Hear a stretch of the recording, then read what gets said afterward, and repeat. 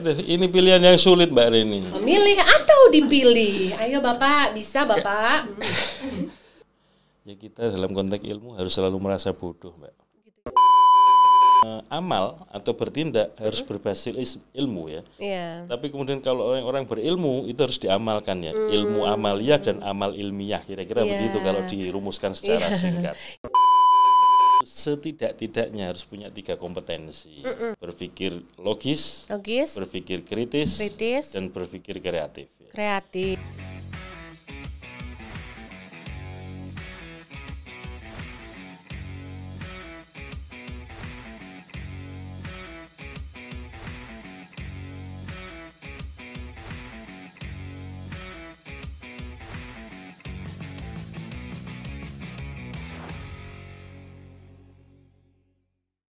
Halo teman pemilih, apa kabar?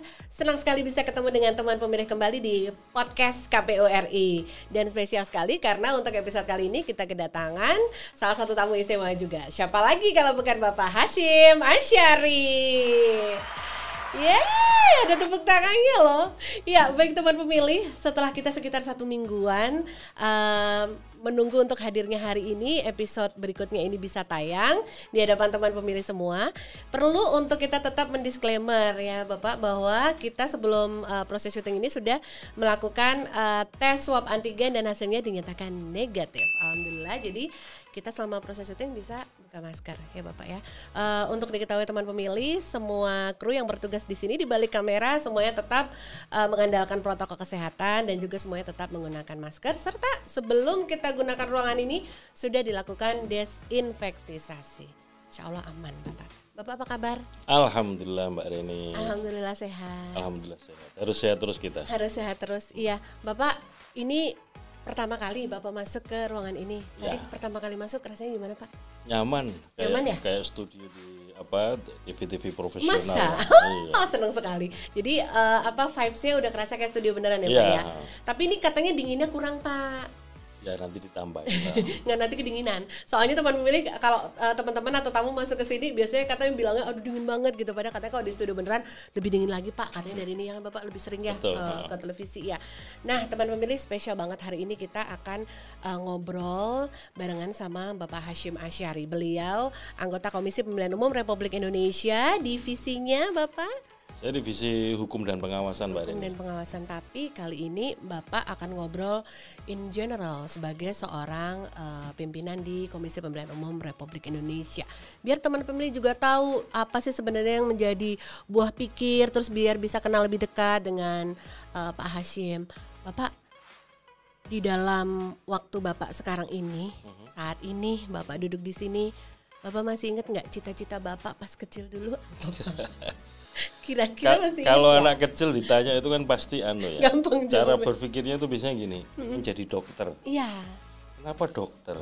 Biasanya karena apa? Menolong orang, membantu orang kalau ada orang sakit, lalu diperiksa, dicari formula yang tepat untuk bisa sembuh. Kira-kira kan begitu. Jadi intinya membawa manfaat bagi orang banyak. Bapak dulu juga gitu? Sama dokter aja ya? lah, sama-sama anak kecil dulu begitu ya. Cara dokter, berpikirnya itu. insinyur ya kan Pak, nggak jauh-jauh dari itu, atau stand still Bapak tetap memang hanya dokter aja ya Pak sampai mulai memilih gitu ketika SMA gitu? Dan kebetulan gini Mbak Reni, saya dulu SMA itu zaman saya ya, saya SMA itu kan tahun 88 sampai 91. Waktu itu sudah nggak ada lagi jurusan yang namanya IPA, IPS ya. Adanya itu A1, A2, A3, A4, A5. A1 fisika, A2 biologi, A3 itu sosial ya. A4 itu kalau nggak salah bahasa, A5 itu agama. Nah, kebetulan saya itu penjurusannya itu di kelas 2. Ya ada tesnya, ada semacam asesmen ya Pak. Asesmennya supaya ini cocoknya apa gitu. Nah, saya kebetulan waktu itu milih A1 fisika. Gitu. Jadi selama SMA itu kelas 2 dan kelas 3 saya ngambil jurusan fisika. Fisika Pak. Jadi hari-hari itu ketemunya kan angka ya, matematika, fisika gitu kan. Tapi setelah itu kuliah fakultas hukum itu ketemu angka kalau ketemu pasal doang. Oh iya. Tapi saya bersyukurnya begini, belajar matematika, belajar fisika itu banyak menggunakan logika ya. Gitu, Pak. Dan kemudian kalau kita baca nama-nama besar para filosof kita ya, orang yang dianggap ahli filsafat, kecenderungannya itu keahliannya basisnya adalah matematika atau fisikawan. Sehingga salah satu keuntungan yang saya peroleh ya, dari sekolah apa itu namanya fisika, kemudian kuliah S1 ngambil hukum itu kekuatan dalam logika untuk analisis itu saya mengambil hikmahnya di situ. Oh gitu. Walaupun pada waktu lulus SMA itu saya ngambil pilihan pertama itu kedokteran UGM. Oh, jadi tetap cita-cita masa kecil ya, Pak ya? Iyalah. Satu kedokteran UGM, kemudian pilihan keduanya itu kehutanan UGM, kemudian yang ketiga pilihan hukum unsur ya. Hukum unsur. Tapi selain itu, karena untuk jaga-jaga ya, waktu itu juga saya mendaftar di IAIN Sunan Kalijogo Yogyakarta. Saya mendaftar di Fakultas Usuluddin, jurusan Akidah Filsafat, dan alhamdulillah diterima. Ya, karena biasanya yang cadangan memang diterima duluan ya, Pak? Satu lagi ya, ujiannya awal ya. Iya, betul. Yang kedua, saya mendaftar di Fakultas Hukum UII, Universitas Islam Indonesia Yogyakarta. Saya juga alhamdulillah diterima, bahkan sudah daftar ulang ya. Oh iya. Karena di antaranya ya, kenapa pilihannya misalkan ya hukum UII, karena sebetulnya kalau kita lihat di antara kampus-kampus hukum yang paling tua itu hukum UII. Malah ya, Pak? Ya, kalau dibandingkan misalkan hukum UGM itu lebih tua hukum UII. Gitu, Pak. Iya. Jadi ibaratnya disitulah diantaranya kampus hukum yang tertua di waktu Indonesia. Itu pertimbangannya itu ya. Nah, selain itu pilihan Jogja karena ya sudah dikenal sebagai apa itu namanya kota pelajar. Iya. Ibaratnya kita mau main kemana aja, toleh kanan kiri ya teman-temannya pelajar, mahasiswa, cari perpustakaan gampang. Iya. Tapi karena diterima di Fakultas Hukum Unsur ya, saya terima itu, saya masuk ke sana. Tahun kedua juga nyoba lagi, Mbak Reni. Oh, masih bertekad kedokteran itu ya, Pak? Ya, wow, baru tahu loh. Ini soalnya ada amanah dari orang tua ya. Oh gitu, Pak. Pokoknya sampai titik darah penghabisan 3 kali kesempatan ikut itu terus. Kemudian yang tahun kedua itu seingat saya pilihan pertama itu kedokteran UGM. Yang kedua dan ketiga mana saya kok agak lupa. Nah, ke tahun ketiga masih nyoba lagi. Nah, di antara pilihannya itu tetap ada kedokteran UGM. Bapak, punten sebentar. Itu tadi mencoba yang kedua kalinya, pilihan kedua dan ketiga enggak Bapak ambil juga ketika pilihan satu enggak lolos ya? Tahun kedua nggak diterima apa-apa. Baru kemudian tahun ketiga nyoba lagi, ada kedokteran, saya lupa pilihannya ya. Nah, di antara yang pilihan ketiga itu antropologi UI. Saya diterima di antropologi UI. Cuman waktu itu kan sudah masuk semester 5 ya. Kalau dipikir-pikir bahasa Jawanya itu eman-eman atau sayang. Gitu. Udah semester 5, nilai saya juga di atas 3,5 terus gitu kan. Sayang kalau ditinggal ya, Pak, yang di unsutnya. Iya. Oh, jadi itulah 3 kali percobaan. Ya pokoknya sudah berjuang ya, Pak, waktu itu. Paling enggak di situ ada ini, Mbak. Amanah orang tua sudah saya penuhi untuk ikut tes sampai 3 kali berturut-turut. Sampai 3 kali. Itu udah usaha terbaik ya, Pak ya. Jadi memang jalan hidupnya mungkin memang digariskan sebaiknya memang di hukum ya, Bapak ya. Ya namanya hidup kan ditentukan oleh 2 hal, Mbak Rini. Yang pertama itu namanya garis tangan ya. Yang kedua campur tangan. Campur tangan itu istilahnya ikhtiar berusaha. Sudah, kalau memang garis tangannya memang itu ya sudah kita ikuti garis tangan itu. Insya Allah ada hikmah di balik itu semua. Ketika garis tangan nggak bisa dicampur-campur ya sudah kita ikuti ya, Pak ya. Itu nasihat yang bijak teman pemilih. Jadi ya kalau emang garis tangannya sudah berkata demikian dicampur-campuri, di ikhtiari ternyata belum dapat juga ya nggak apa-apa ya, Bapak. Tetap berkah gitu. Tetap positif dan juga tetap mensyukuri ya, Pak ya. Pasti hidup harus positif, harus berprasangka baik. Iya. Jadi istilahnya kan sering kita kenal ya, nggak ada kegagalan, yang ada adalah kesuksesan yang tertunda kan. Amin. Nah, kalau kita selalu berpikiran, bertindak, berpikir positif ya, positive thinking, berhusnudon, berprasangka baik, itu insya Allah dalam hidup itu nggak ada beban yang penyesalan gitu, nggak ada. Selalu kita menatap masa depan itu dengan optimis. Yang sering saya gambarkan kepada teman-teman itu begini, termasuk mahasiswa kita, Mbak Reni ya. Mungkin Mbak Reni dulu di kelas juga masih ingat ya. Sebentar disclaimer Pak Hakim. Jadi walaupun saat ini di tahun 2002 nasib 2022 ini. Oh ya, 2022 nasib itu menggariskan Pak Hasyim kita wawancarai di podcast KPRI, tapi sejatinya kembali ke 23-an tahun yang lalu beliau itu dosen saya di Fakultas Hukum Universitas Diponegoro. Dan juga pacarnya Mbak Reni yang sekarang jadi suaminya juga mahasiswa saya. Bukan Pak, bukan. Ini saya harus sungkem dulu. Jadi beliau sebenarnya adalah guru saya ketika masih mahasiswa dulu.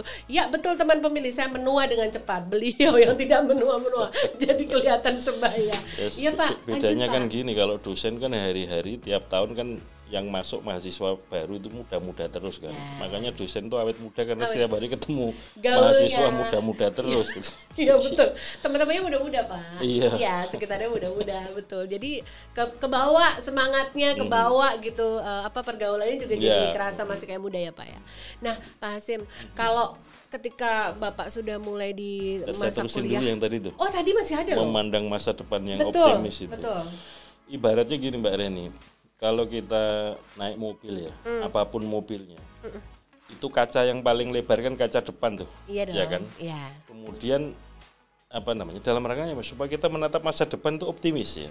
Lebih banyak menatapnya ke Iya, depan. Pandangannya lebar, gitu, luas dan harus optimis. Ya. Tapi jangan lupa di sebelah kanan kiri dan di tengah itu ada yang namanya spion ya. Ya. Walaupun kecil-kecil, tapi sangat bermanfaat untuk melihat ke belakang. Artinya apa? Untuk melihat masa lalu itu ya dikit-dikit aja gitu. Dikit-dikit aja. Supaya istilahnya anak muda kan cepat move on ya. Iya. Nggak boleh kemudian stay di situ aja. Iya, stuck di situ Ya, ya. tapi harus tetap melaju ke depan dengan cara pandang yang positif tadi itu, optimis itu. Filosofi spion mobil ya Pak ya, itu sebutannya. Jadi tetap lebih banyak memandang ke depan, memandang ke belakang juga tetap ada, tapi nggak usah sebanyak-banyak banget biar nggak kelamaan move onnya ya. Nah Bapak, kalau ini mulai masuk akal nih ketika Pak Hasyim memilih terus meneruskan pendidikan di bidang hukum, melanjutkan juga S2-nya tidak jauh-jauh bidangnya, kemudian PhD-nya juga masih berkaitan, dan akhirnya Bapak memilih untuk selain menjadi akademisi akhirnya memilih untuk menjadi penyelenggara pemilu. Sebenarnya Pak, bicara jauh sebelum Bapak mungkin menapaki peran sebagai penyelenggara pemilu, karena teman pemilih pasti tahu nih kalau googling Bapak Hasyim Asyari sebelum di KPRI juga beliau adalah penyelenggara pemilu atau anggota KPU, ketua KPU di Provinsi Jawa Tengah. Nah, jauh sebelum menapaki ini semua Bapak pernah kepikir nggak di dalam benak Bapak konsep pemilu demokratis tuh seharusnya seperti apa Pak buat Indonesia? Jadi begini Mbak Reni, ini runtutannya kan kira-kira begini ya. Prinsip utamanya itu adalah ilmu itu harus bermanfaat ya. Ilmu bermanfaat itu seseorang ketika menguasai atau mempunyai kemampuan keilmuan tertentu itu harus diamalkan ya. Supaya apa? Kehidupan itu bayangan ilmuwan itu kan supaya ideal sebagaimana konsep yang ada di ilmu pengetahuan ya. Mbak Reni mungkin pasti ingat guru besar kita almarhum Profesor Sajipto Raharjo ya. Prof. Cip itu ketika mengakhiri masa jabatannya sebagai guru besar di Fakultas Hukum Undip, dan beliau kan dikenal sebagai pegawainya hukum progresif ya. Nah Prof. Cip itu mengakhiri masa jabatan sebagai guru besar itu menyatakan dalam pidato ilmiahnya itu judulnya kira-kira begini,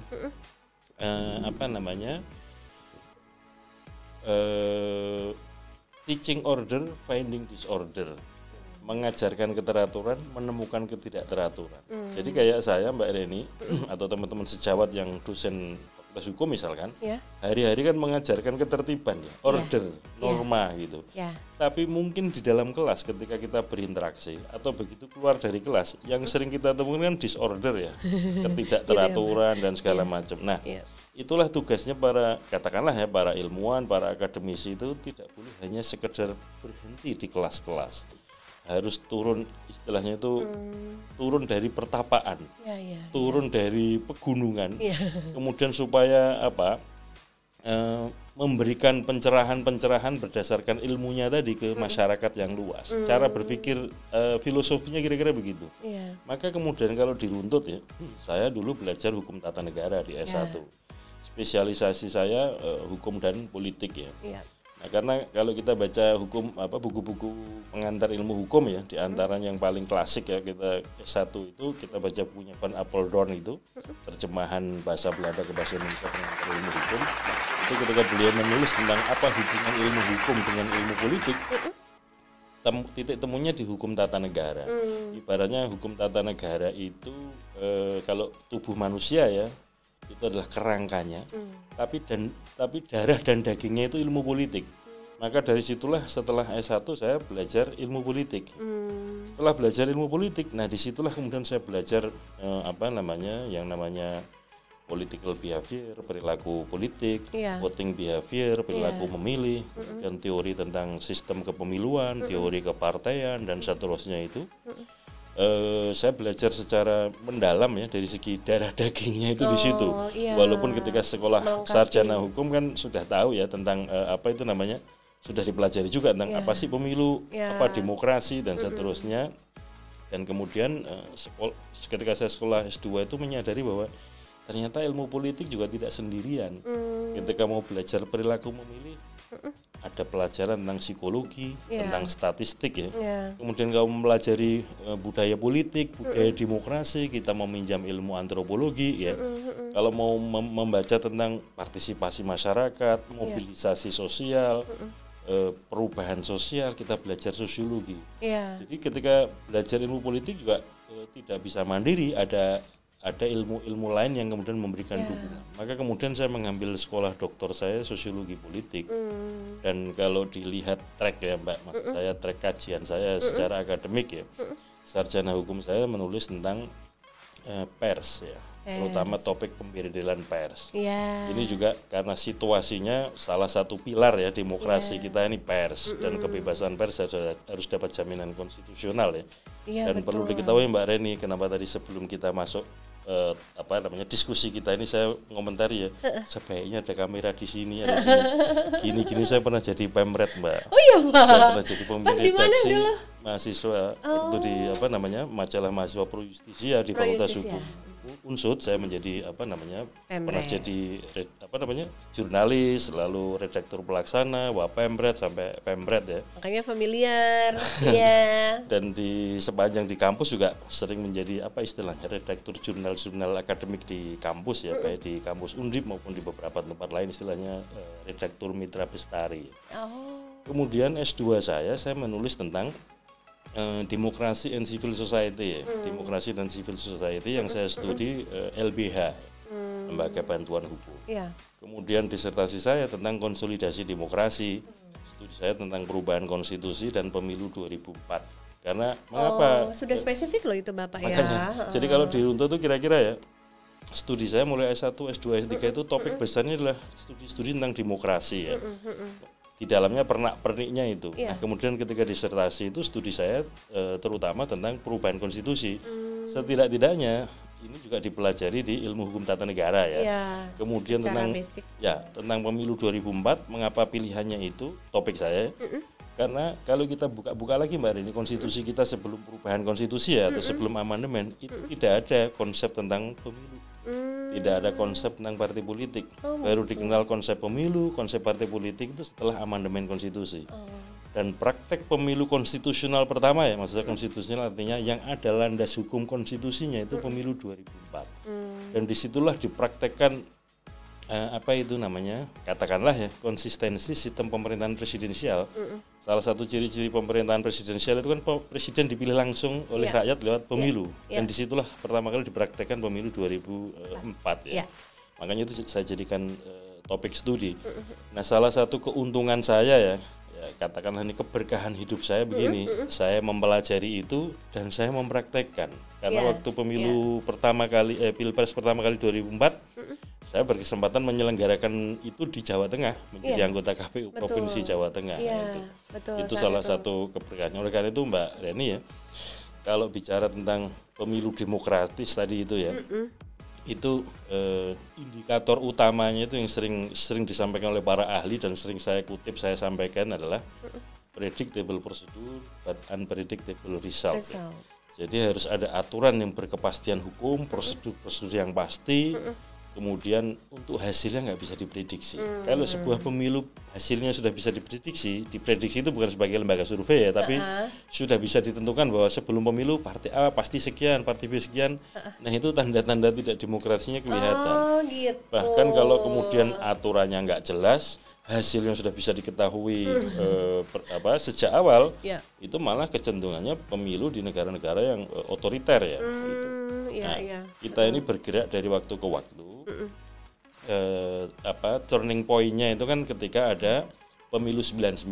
Makanya dalam kajian saya sebut pemilu 99 itu pemilu transisional atau pemilu pada era transisi demokrasi dari rezim atau dari sistem, katakanlah sistem politik yang sering dinilai otoriter, kemudian menuju atau menghantarkan kepada sistem yang lebih demokratis, itu pemilu 99. Karena hasil pemilu 99 ini, MPR-nya misalkan, itulah yang kemudian melakukan serangkaian amandemen konstitusi. 4 tahun sidang berturut-turut ya, 99, 2000, 2001, 2002. Itu kemudian 4 kali sidang itulah menghasilkan amandemen konstitusi, dan kemudian dipraktekkan pilpresnya pertama kali pemilu 2004. Makanya saya mengkategorikan pemilu 2004 itu masuk kategori pemilu dalam konteks konsolidasi demokrasi di Indonesia. Maka apa saya sebut konsolidasi?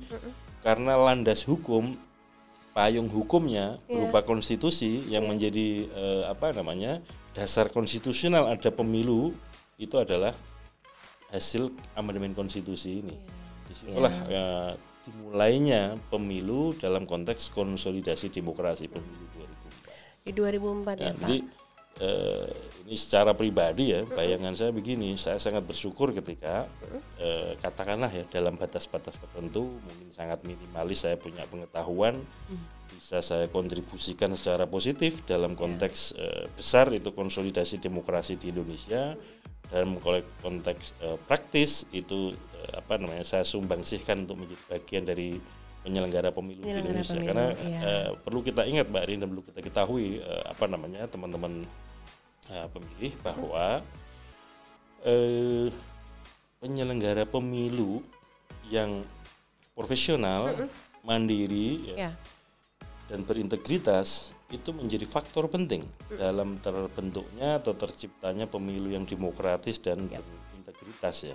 Oleh karena itu kalau kita baca undang-undang dulu ada undang penyelenggara pemilu, sekarang ada undang-undang pemilu yang intinya mengatur tentang lembaga penyelenggara pemilu, itu salah satu karakternya kan berpikir secara profesional ya.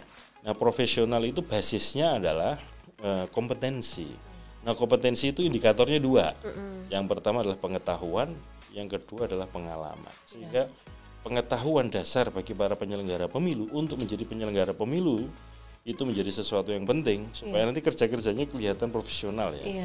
Nah ini harus kita tunjukkan. Makanya seperti di KPU Mbak Reni, saya kira dari waktu ke waktu mulai ada perkembangan yang luar biasa ya. Dulu di era KPU penyelenggara pemilu 2004 ya, sudah mulai dirintis, disiapkan modul-modul untuk pelatihan ya, untuk penyelenggara pemilu baik anggota maupun teman-teman di sekretariat.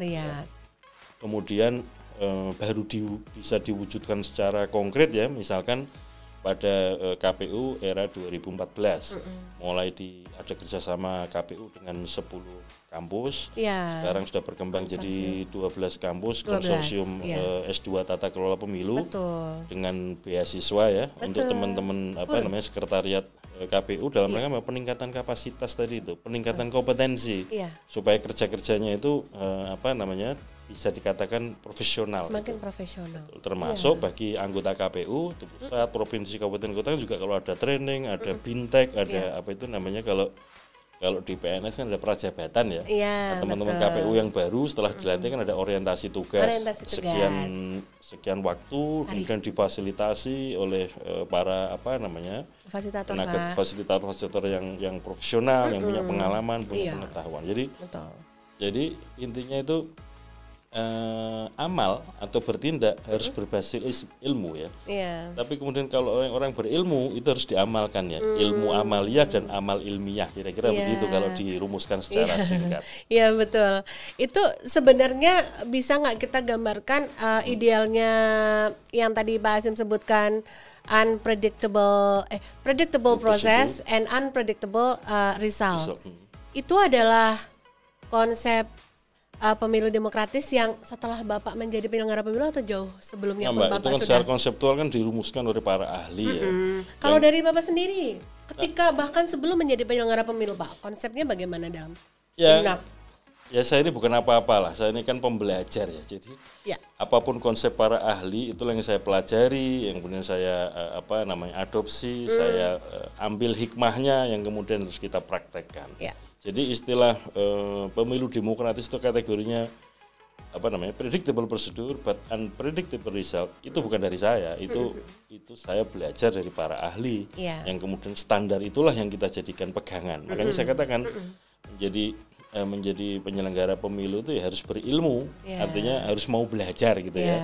Dan kemudian apa yang kita pelajari, ilmu yang kita miliki itu menjadi dasar untuk tindakan kita, untuk amal kita, amal dalam arti tindakan ya untuk penyelenggaraan pemilu. Jadi itu. Nah yang kedua pada tingkat teknis begini Mbak, indikator demokrasi itu di sebuah negara atau di sebuah sistem politik, indikatornya itu dua. Yang pertama adalah partisipasi, yang kedua adalah kontestasi. Nah ini perpaduannya dua itu, bisa partisipasinya maksimal, kemudian kontestasinya maksimal. Nah ini yang sering disebut poliarki ya, karena apa? Pesertanya banyak, kompetisinya berarti kan tinggi ya. Kemudian yang hadir atau berpartisipasi juga tinggi. Tapi ada kalanya partisipasi rendah, pesertanya minimalis. Misalkan di beberapa pilkada-pilkada kita yang lalu ya, di beberapa daerah ada kecenderungan kan dari waktu ke waktu, dari pilkada 15, 17, 18 sampai dengan 2020 ada kecenderungan di beberapa daerah kan calon tunggal.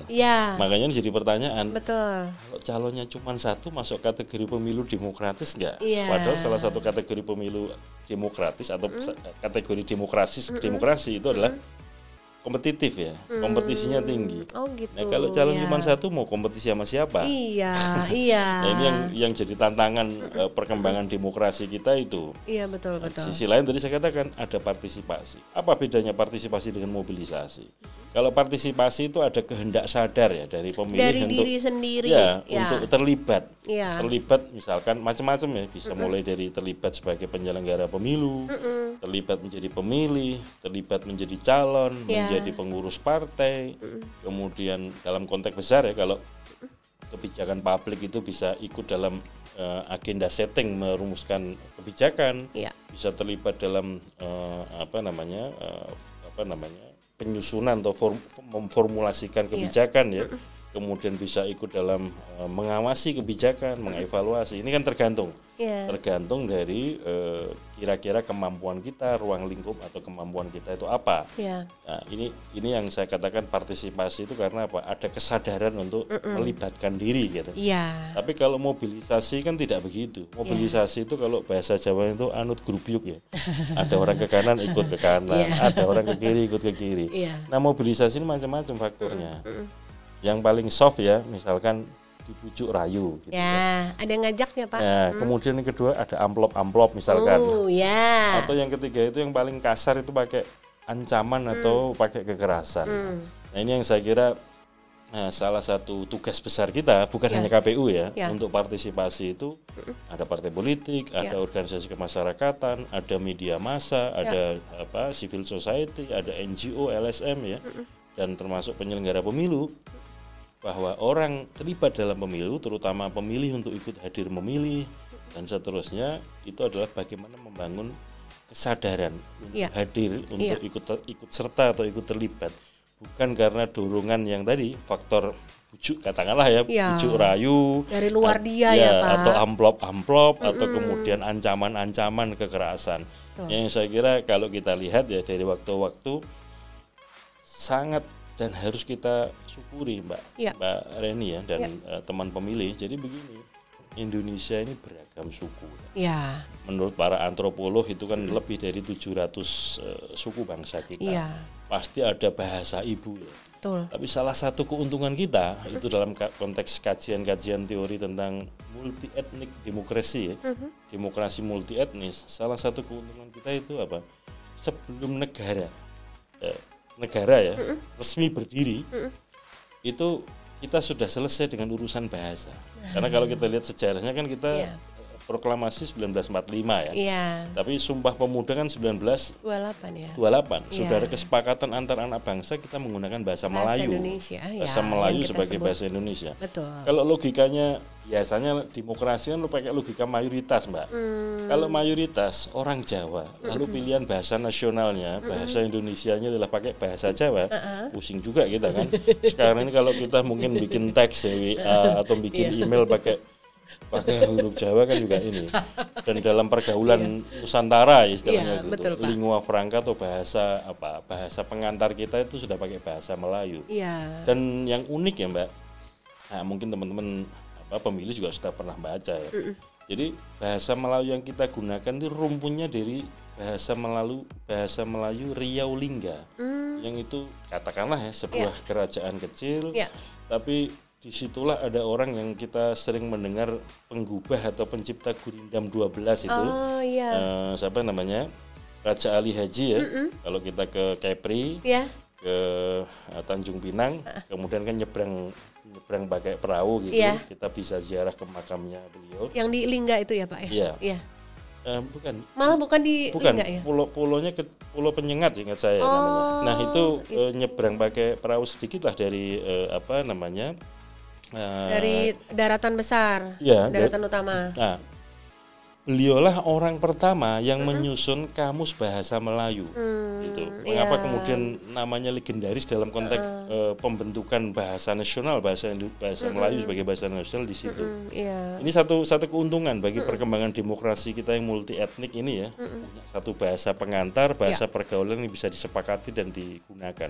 Makanya kemudian kalau kita bandingkan dengan negara-negara lain yang multi etnis atau sering dikenal ikatan etnopolitiknya masih tinggi. Etnopolitik itu berkelayut lendanya antara kekuatan politik dengan etnis tertentu. Oh, kalau partai ini cenderung identifikasinya suku ini, etnis ini, sehingga kemenangan dan kekalahan partai itu identik dengan kemenangan dan kekalahan suku tertentu, etnis tertentu. Di Indonesia kan berdekatan udah nyaris nggak ada. Itu harus kita syukuri ya. Betul Pak. Selain itu Mbak Reni ya, begini, Indonesia ini dari konteks demokrasi elektoral sekarang ini kan peringkat ketiga ya, yang mempraktekkan demokrasi elektoral setelah India dan Amerika Serikat ya. Mungkin dari segi dedengkot atau mbah buyutnya demokrasi itu di Amerika Serikat ya. Tapi kalau dilihat dari segi jumlah pemilihnya India ya.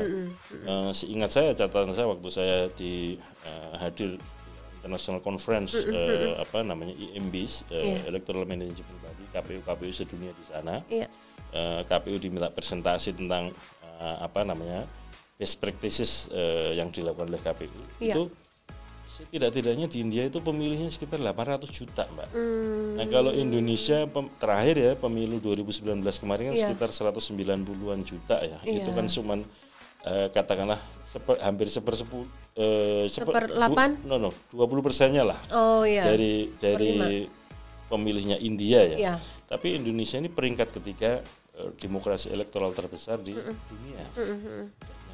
Yang saya kira ini penting ya, bukan apa-apa. Kebetulan di Indonesia ini kan warga muslimnya banyak, tinggi jumlahnya. Seringkali di negara-negara yang berbasis muslim itu tidak comparable dengan demokrasi. Nah, makanya kemudian banyak ahli-ahli demokrasi di dunia itu mencatatkan bahwa ada yang unik di Indonesia. Indonesia ini warganya banyak muslim tapi mempraktekkan demokrasi. Maka kemudian Indonesia ini peringkat pertama negara-negara berbasis warga muslim yang mempraktekkan demokrasi.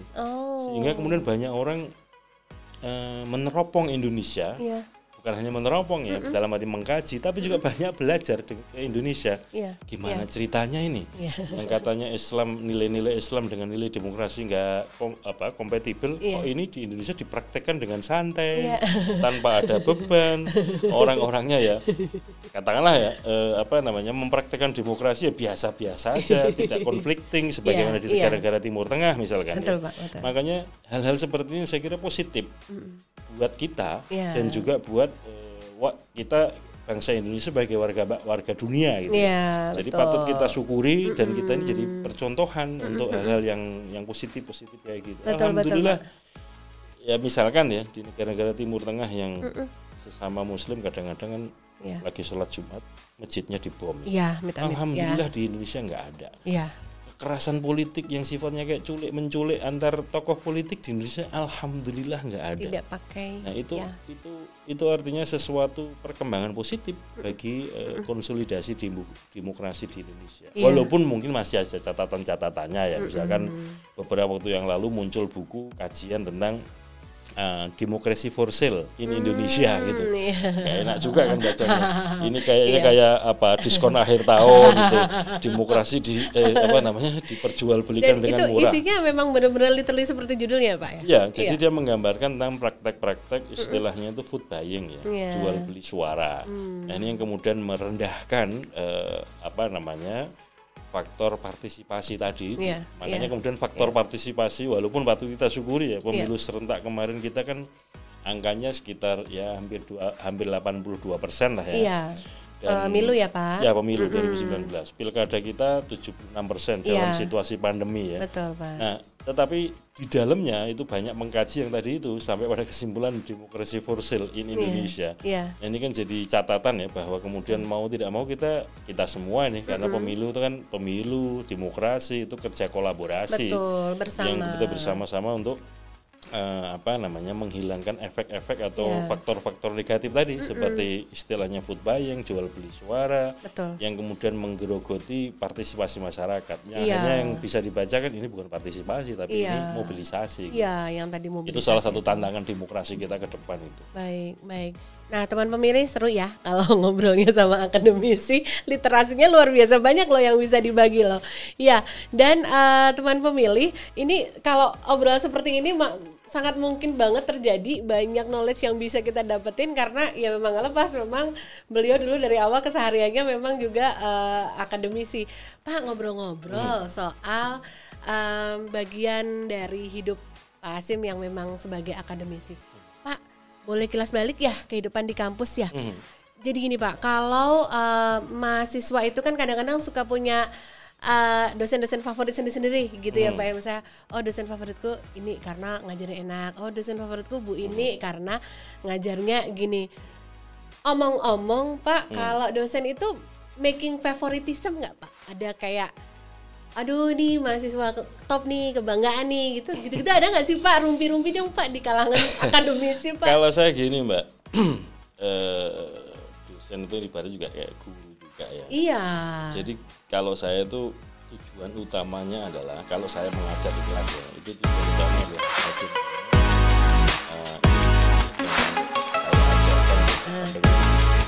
itu aja. Jadi soal nilai, soal ini itu nomor kesekian.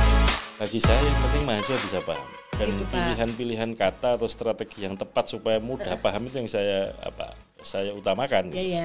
Nah yang kedua, sering saya sampaikan gini Mbak Reni. Ini terutama karena saya mengajar di Fakultas Hukum ya. Anak-anak mahasiswa Fakultas Hukum itu setidak-tidaknya harus punya 3 kompetensi. Yang pertama itu harus punya kemampuan berpikir, istilah saya ya, berpikir logis, berpikir kritis, dan berpikir kreatif. Karena logis itu supaya jalan pikiran kita ini nalar ya. Nalar. Ada logis itu ada basis-basis reasonableness lah, masuk akal nggak sih cara berpikirnya. Kemudian kemampuan berpikir kritis itu kan mempertanyakan segala sesuatu. Disitulah kuncinya filsafat itu. Filsafat sebagai ilmu kritis itu karena mempertanyakan segala sesuatu. Makanya kan orang Belanda teoritisi Belanda itu selalu mengatakan begini, kalau kita mampu perumusan masalah dengan baik, berarti separuh penelitian itu sudah selesai. gitu. Karena kalau kita nggak mampu mengidentifikasi masalah, nggak mampu merumuskan, lalu mau nulis apa? Itu dimulai dari berpikir kritis ya. Misalkan dulu ya, sorry teman-teman pemilih ya, waktu pemilu 2004 pertama kali simbol warna KPU itu kan orange ya. Pertanyaan, kenapa orange? Supaya nggak menyamai dengan warna-warna yang digunakan oleh partai politik. Ya. Bahwa perkembangannya kemudian ada pakai orange, pusing juga kan kita. Masa mau pakai warna kelabu? Kalau warna kelabu kan kayaknya pemilu suram gitu. Tapi ya sudahlah, tetap kita pertahankan orange, dan kemudian teman-teman partai juga tahu rupa-rupanya kayaknya agak menghindari warna orange coraknya KPU gitu supaya keajegan warna orange-nya KPU tetap terjaga. Nah, yang ketiga, kemampuan berpikir kreatif. Kreatif itulah yang akan membuat atau membentuk atau mencipta sesuatu. Kreativitas itu. Nah, kreativitas itu seringkali gini Mbak Reni.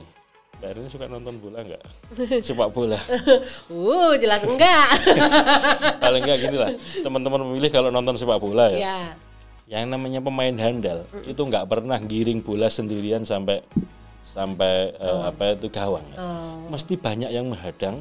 Tapi dia masih bisa berkelit membawa bola sampai mengegolkan atau setidaknya assist atau mengumpan ya. Mengumpan ya. Biasanya pemain handal itu dikenal begitu. Misalkan yang saya amati misalnya Zinedine Zidane. Kalau membawa bola kan kayak gitu ya. Ada Maradona sebelumnya. Ada Pele. Kemudian generasi-generasi berikutnya kan ada Ronaldo ya. Kemudian ada Messi. Yang belakangan ada Muhammad Salah misalkan. Itu kalau kita lihat nggak pernah orang-orang hebat itu, yang kreatif itu, tanpa dihadapkan pada situasi yang rumit atau sulit. Jadi kreativitas itu munculnya biasanya kalau kita menghadapi krisis, menghadapi tantangan yang berat. Makanya mahasiswa hukum selalu saya ajarkan itu. Yang pertama harus punya kemampuan berpikir logis, kritis dan kreatif. Nah yang kedua harus punya kemampuan untuk Mbak, pidato di depan publik itu. Public speaking. Karena apa? Sarjana hukum nggak bisa ngomong, nggak laku. Ya kan? Apalagi jadi pengacara, jadi hakim yang harus ngomong gitu kan. Iya betul Pak. Yang namanya ngomong itu kan harus nalar juga kan. Makanya harus dibangun kerangka berpikir yang logis, kritis, kreatif itu dulu. Maka kemudian itulah yang dipraktekkan dalam kemampuan verbal ngomong. Dan itu harus dilatih, Mbak.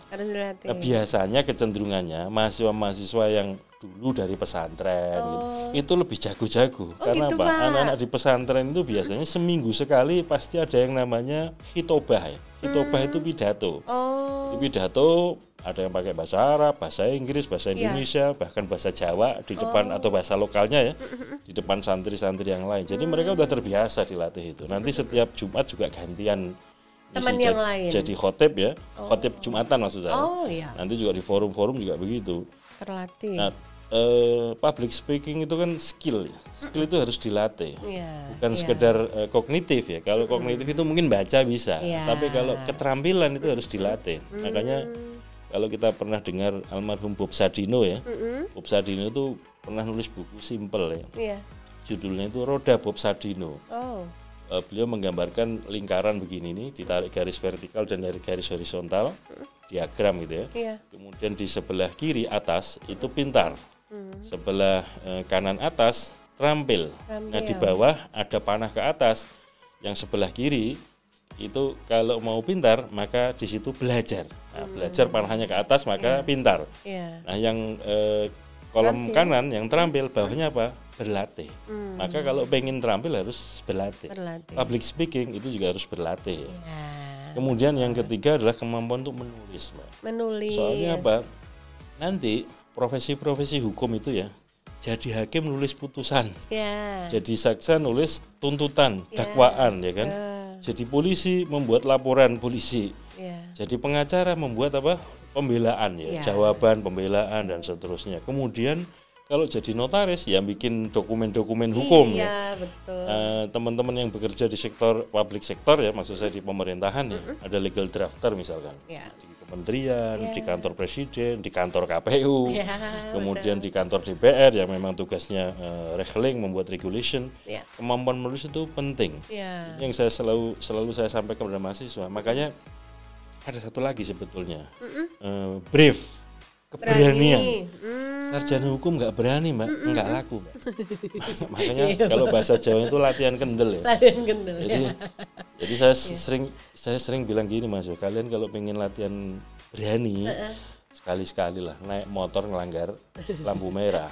Tapi lampu merah yang dijaga polisi, supaya apa? Nanti dikejar polisi. Terus? Biasanya polisi itu kan gini, selamat pagi pak, Iya. mohon identitas apa namanya SIM, STNK gitu.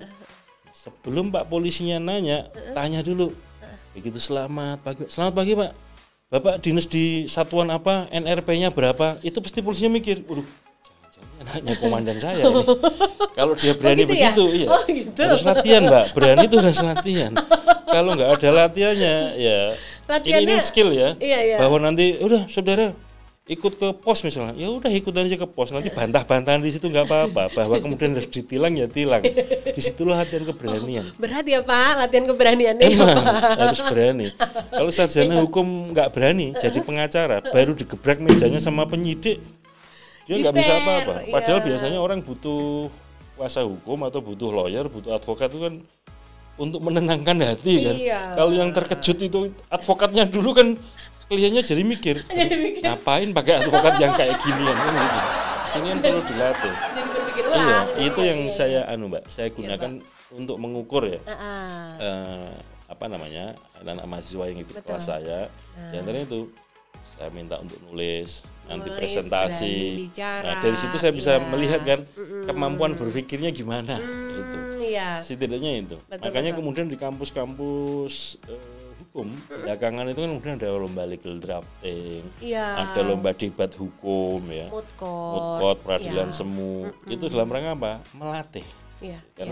Karena ilmu itu kan nggak bisa kemudian hanya aspek kognitif atau pengetahuan saja, tetapi juga harus ada aspek psikomotoriknya tadi, terampil itu. Ibaratnya gini guyunan saya.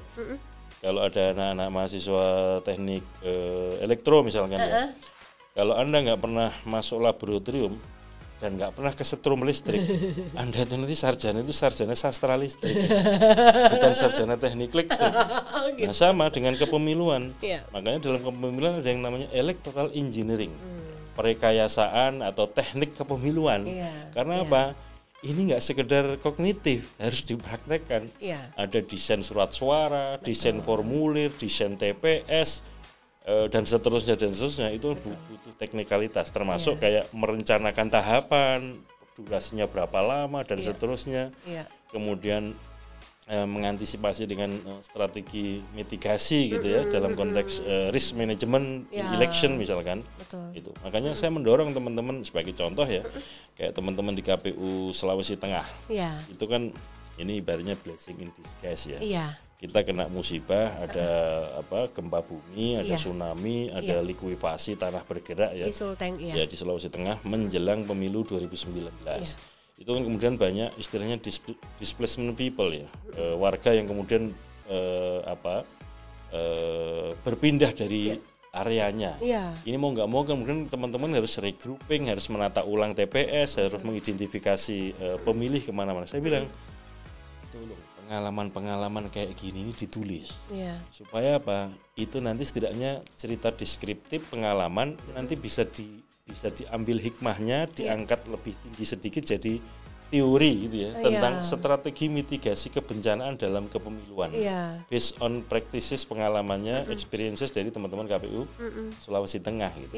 Betul. Supaya apa? Ya tadi yang namanya kompetensi kan berbasis pengetahuan, berbasis pengalaman. Kira-kira gitu Mbak Reni.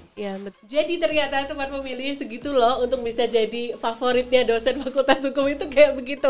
Mudah-mudahan teman pemilih mampu ya memenuhi kriteria itu ya. Dan gini Mbak Reni. Iya Pak. saya nggak pernah Pak ngasih nilai C, D atau E kalau nggak kebangetan. Gitu ya Pak. Nilai standar saya terbawah itu B, ya? A atau B. Harus C atau D atau E itu kalau kebangetan. Biasanya E itu kalau Mbak, plagiat. Oh, plagiat. Plagiat. Oh. Kalau urusan masuk tidak masuk itu saya begini, yang butuh kuliah kan Anda, bukan saya. Terserah.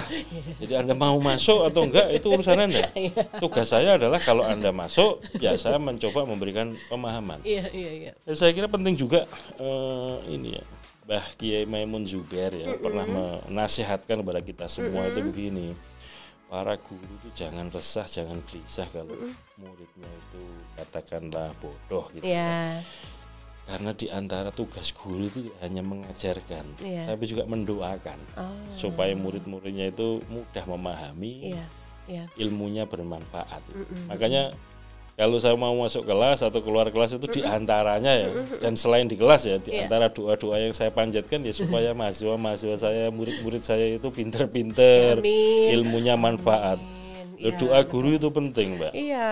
Karena kayak doa orang tua itu, Pak. Iya. Misalkan kayak di pondok-pondok pesantren itu kan yang standar ya, kitab yang diajarkan itu adab atau tata krama belajar. Ada kitab yang namanya Taklimul Muta'alim, dikarang oleh Syekh Azhar Nuji. Ada 6 syarat untuk belajar ya. Di antaranya syarat belajar itu ada yang namanya irsyadu ustadin. Irsyadu ustadin itu petunjuk guru. Jadi tidak cukup kemudian mahasiswa atau siswa itu belajar sendiri. Harus ada petunjuk guru gitu. Ada yang membimbing ya. Jadi 6 syarat dalam belajar itu diantaranya ini dalam bahasa Arabnya kira-kira dukain itu cerdas ya, artinya punya akal lah. Kalau mau belajar harus punya akal. Kemudian yang kedua ada yang namanya punya semangat ya, punya semangat. Kemudian yang ketiga jangan lupa yang namanya studi harus punya bekal. Ini yang kemudian kadang-kadang mohon maaf ya Mbak Reni. Yang namanya teman-teman mahasiswa itu kan kita tahu latar belakang orang tuanya bisa macam-macam. Beda-beda Pak. Nah, itu saya sarankan supaya teman-teman mahasiswa yang kebetulan rezekinya berlebih juga harus berbagi pada teman-teman ini. Kalau kebetulan ada yang harus ada batas bayar SPP, belum bisa bayar, ya ditolonglah teman-teman mahasiswanya. Dalam konteks itu saya sebagai orang tua di kampus ya kalau ada yang kayak gitu ya harus turun tangan juga kan. Iya Pak. Iya urusan begini ya, karena keberlanjutan tetap bisa studi kan. Penting ya. Betul. Buat beberapa orang itu masalah yang sangat serius penting banget. Iya. Kemudian yang keempat tadi ada yang namanya irsyad ustadin, ada yang namanya petunjuk guru. Kemudian yang kelima itu sabar. Yang namanya berstudi sekolah itu harus sabar. Gitu. Ya ibaratnya kita belajar kan mulai dari belajar dari huruf A, B, C, angka 1, 2 dan seterusnya. Baru kemudian menyusun kata, menyusun kalimat kan begitu, menyusun paragraf. Itu artinya ya sekolah itu harus sabar, bertahap, berproses. Dan yang keenam adalah tulus zamani, waktunya panjang. Makanya belajar itu kok nggak ada kemudian setelah lewat dari bangku sekolah nggak belajar lagi. Mulai istilahnya Kanjeng Nabi Muhammad itu kan mulai dari ayunan sampai masuk liang lahat kan. Durasi waktu kita belajar itu masih begitu. Boleh belajar ya, misalkan walaupun ya saya dari dosen mengajar home base saya di situ ya, tapi yang namanya belajar harus tetap saya lakukan Pak. Yang namanya ilmu kan berkembang, teori berkembang. Nah kalau yang saya baca yang ini buku-buku itu terus, buku-buku lama terus misalkan, sementara resource ya, open sources misalkan buka internet apa segala macam sudah sangat luas ya.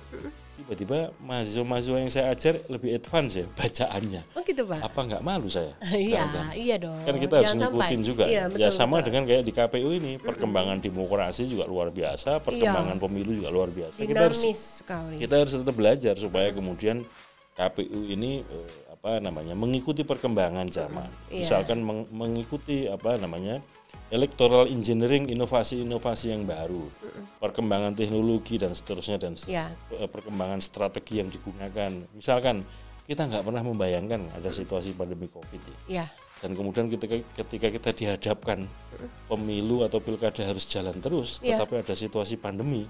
Ini kalau tadi kembali ke tadi, kalau kita nggak punya kemampuan berpikir kreatif Mbak Reni, ya nggak akan ada jalan keluar. Iya, Pak, ya. Dalam situasi kayak gitu maka kemudian kreativitas kita kan tertantang ya. Ini harus gimana? Harus bikin apa ini dalam situasi kayak begini. Makanya saya juga dalam diskusi-diskusi dengan teman-teman sejawat KPU di pusat, kemudian teman-teman di kesekjenan KPU, dengan KPU provinsi, kabupaten kota, selalu saya ajak berpikir kreatif itu. Ya mulai dari berpikir logis, berpikir kritis dan berpikir kreatif. Karena situasi yang kita hadapi itu biasanya itu di luar jangkauan hukum. Maksud saya begini, aturan dibikin Undang-Undang Pemilu 2017 ya.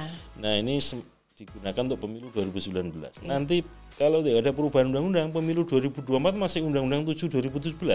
Padahal ketika digunakan pemilu 2019 kita tahu, ada salah apa yang belum diatur misalkan. Betul. Mau tidak mau kan kita harus cari jalan kreativitas gitu yang menghadapi situasi itu. Termasuk nanti pemilu 2024 kalau kita bayangkan ya, dan cara berpikir kita antisipatif, menggunakan asumsi masih pandemi COVID, maka mau nggak mau strategi sebagaimana yang telah kita terapkan di Pilkada 2020 itu akan kita adopsi, kita gunakan untuk pemilu 2024, Pilkada 2024.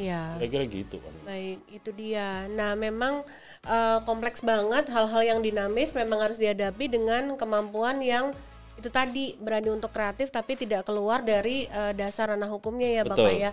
Betul. Nah teman pemilih, kita udah seru banget nih ngobrol sama Pak Hasyim Asyari, dan nanti kita akan teruskan obrolan yang seru lagi. Tetap akan kita bisa kenal lebih banyak lagi apa sih ide-ide dan apa yang ada dalam kepala Bapak Hasyim Asyari. Tapi jangan kemana-mana ya, tetap berada di podcast KPU RI, hanya di kanal YouTube Komisi Pemilihan Umum Republik Indonesia.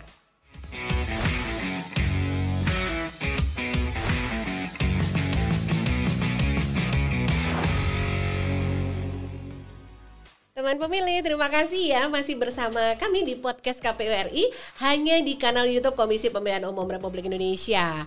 Untuk tamu spesial kita hari ini, Bapak Hasyim Asyari, kita mau ngulik lagi apa sih yang ada dalam pemikiran dan ide-ide beliau. Tapi kali ini kita mau pancing beliau dengan pakai games ya Bapak ya. Pak, nggak usah deg-degan, ini hanya ada 2 games aja sederhana. Kita akan pancing apa sebenarnya yang menjadi buah pikir Pak Hasyim, biar teman pemilih lebih kenal lagi sama Bapak, tapi kita pakai dengan kalimat-kalimat yang kita sudah pilihkan. Ya, Bapak udah siap? Bismillah dulu Bapak. Bismillahirrahmanirrahim. Jadi deg-degan beneran ini. Gak usah deg-degan, ini santai Bapak. Oke, Bapak sudah siap ya. Bapak nanti yang baca, terus nanti saya tunjukin ke teman pemilih. Silakan Bapak baca. Mengajar atau diajar? Pilih salah satu Bapak, terus kenapa alasannya? Saya pengen tetap diajar, Pak. Tetap diajar, Pak, gitu. Karena Bapak? Supaya tetap semangat belajar terus. Supaya tetap semangat. Kalau dibaca ya, mengajar dan diajar itu kesannya. Itu kayaknya yang mengajar itu lebih superior dibanding yang diajar ya. Iya. Tapi sebetulnya yang ingin saya pilih diajar itu karena apa? Ya kita dalam konteks ilmu harus selalu merasa bodoh, Mbak. Gitu ya Bapak. Karena saya agak lupa ya, apakah itu Imam Ghazali, itu Imam Syafi'i, kayaknya Imam Ghazali deh. Imam Ghazali itu pernah menyatakan begini, kullama zadani ilman fa illam yazad illa bijahli. Setiap kali saya tambah ilmu, itu sesungguhnya saya tambah sadar kalau saya ini masih bodoh. Iya. Jadi kalau saya memposisikan saya diajar, saya milih tetap diajar, itu supaya tetap saya semangat untuk belajar. Semangat untuk belajar terus. Kalau saya pengennya mengajar terus, itu seolah-olah saya kayak gudangnya ilmu ngajar terus. Tapi gitu. Saya pengennya tetap belajar, pengen berguru. Ketemu Mbak Reni, ketemu teman-teman redaktur di sini, saya banyak belajar ini. Belajar apa Pak dari kita? Belajar celelean Pak. Paling enggak gini loh. Yang namanya belajar atau yang jadi guru bagi saya itu tidak hanya orang. Setiap peristiwa kehidupan itu adalah guru yang baik buat kita. Iya, betul. Dan yang namanya pengalaman pribadi, masing-masing pribadi masih punya pengalaman ya. Itu juga satu pelajaran. Dan tidak semuanya kemudian kita memandang sebuah peristiwa atau tampilan orang itu secara negatif. Kadang-kadang kan ada istilah ya, dilarang kita membuat penilaian berdasar covernya saja ya. Karena apa? Kadang-kadang kalau kayak gitu kita berprasangka negatif, prasangka buruk. Padahal mungkin covernya agak gimana gitu, tapi isinya ternyata luar Ternyata biasa. iya. Makanya itu kalau kita tetap bersemangat untuk tetap mau diajar, ya tadi seperti semangatnya Imam Ghazali, kalau kita belajar ya, tambah ilmu, itu sebetulnya membangun kesadaran baru bahwa kita ini masih bodoh dan harus banyak belajar. Masih haus lagi akan ilmu dan mau tetap semangat belajar ya. Itu point of view-nya ya teman pemilih. Sekarang kita yang kedua, Bapak baca lalu Bapak pilih ya. Yang mana? Gak ngeri-ngeri. Enggak lah, silakan Pak. Memilih atau dipilih? Iya. Memilih atau dipilih? Bapak Hasyim Asy'ari. Yang mana Pak? Sekarang untuk masa depan. Apa aja lah pokoknya. Nanti kan diceritain kenapa Bapak milih yang mana. Aduh, ini pilihan yang sulit Mbak Reni. Memilih atau dipilih? Ayo Bapak, bisa Bapak. Kalau sekarang ini ya, kalau sekarang ini dalam konteks pemilu, saya levelnya masih pemilih. Memilih ya Pak. Jadi yang namanya di pemilu ya, itu ada 2 daftar nih, daftar pemilih dan daftar calon. Nah, dari saya dewasa dalam kepemiluan ya, maksud saya memilih jadi pemilih pertama kali sampai sekarang itu saya masih posisinya di daftar pemilih. Belum pernah masuk daftar calon. Entah suatu ketika jadi daftar calon presiden atau apa kan belum tahu. Tapi sementara sekarang ini masih memilih Mbak. Memilih ya Pak. Karena posisi saya masih daftar pemilih. Baik. Belum di daftar calon. Logis sekali. Ya itu ya pilihannya ya teman pemilih ya Pak. Itu hanya ada 2 itu. Tapi tadi kebetulan ada pertanyaan yang masuk Pak. Karena selama kita proses syuting ini kita juga buka pertanyaan di IG story KPU RI di Instagram. Dan ada salah satu pertanyaan yang masuk dari siapa kakak namanya? Tadi dia menanyakan, nanti kita sapa siapa penanyanya. Dia bertanya, Pak ini pertanyaan agak serius, nggak apa-apa ya? Nggak apa-apa. Nggak apa-apa ya? Harus serius. Pemilu ini serius. Pemilu serius, podcastnya kan nggak harus serius ya Bapak. Nah Pak, pertanyaannya dari kakak Irma Stray ya. Beliau menanyakan, Bapak apa sih perbedaannya kenapa undang-undang pemilu sama undang-undang pemilihan itu dipisah? Singkat gitu gimana Bapak? Saya sebetulnya nggak bisa jawab ini. Masa? Soalnya gini. Bapak Hasyim Asy'ari. Loh gini loh Mbak. Undang-undang itu kan wilayahnya bukan KPU yang bikin. Iya. Undang-undang itu yang punya wewenang adalah pembentuk undang-undang, yaitu DPR dan Presiden. Iya. Nah kalau bagi saya ya, kalau ditanya apakah tetap harus dipisah atau tetap jadi atau mestinya jadi satu? Kalau menurut saya jadi satu. Intinya begini, mari kita lihat azas pemilu dan azas pilkada. Azas pemilu itu ada langsung, umum, bebas, rahasia, jujur, adil ya. Terus disingkat luber jurdil. Kemudian kita buka undang-undang pilkada. Apa azasnya? Sama, langsung, umum, bebas, rahasia, jujur, adil, luber jurdil. Kalau azasnya sama, itu artinya untuk memilih atau mengisi jabatan-jabatan public officer ya, atau pejabat publik atau pejabat politik kenegaraan yang lewat election ya, azasnya kan langsung dipilih langsung oleh rakyat. Intinya apapun namanya dikenalnya election, pemilu atau pemilihan itu ya. Mestinya dalam pandangan saya ya cukuplah dijadikan satu undang-undang. Satu juga nggak apa-apa. Yang penting sudah mengatur semua aspek dari 2 hal itu ya Bapak ya? Iya betul. Nah itu ya Mbak Irma Stray, mudah-mudahan bisa menjawab ya. Bapak sebelum kita lanjut ke sesi seru berikutnya, Pak kita punya ada sesuatu yang kita pengen Bapak lihat nih di TV. Waduh, ini bikin deg-degan lagi. Kita mau tahu pendapat Bapak soal gambar ini. Nah Pak Hasyim, ini kita mau lihat. Kita mau ajak Bapak lihat gambar ini. Teman pemilih kelihatan ya. Nah Bapak ini ada foto Bapak nih sebenarnya. Ini Bapak lagi ketiduran, ada yang fotoin.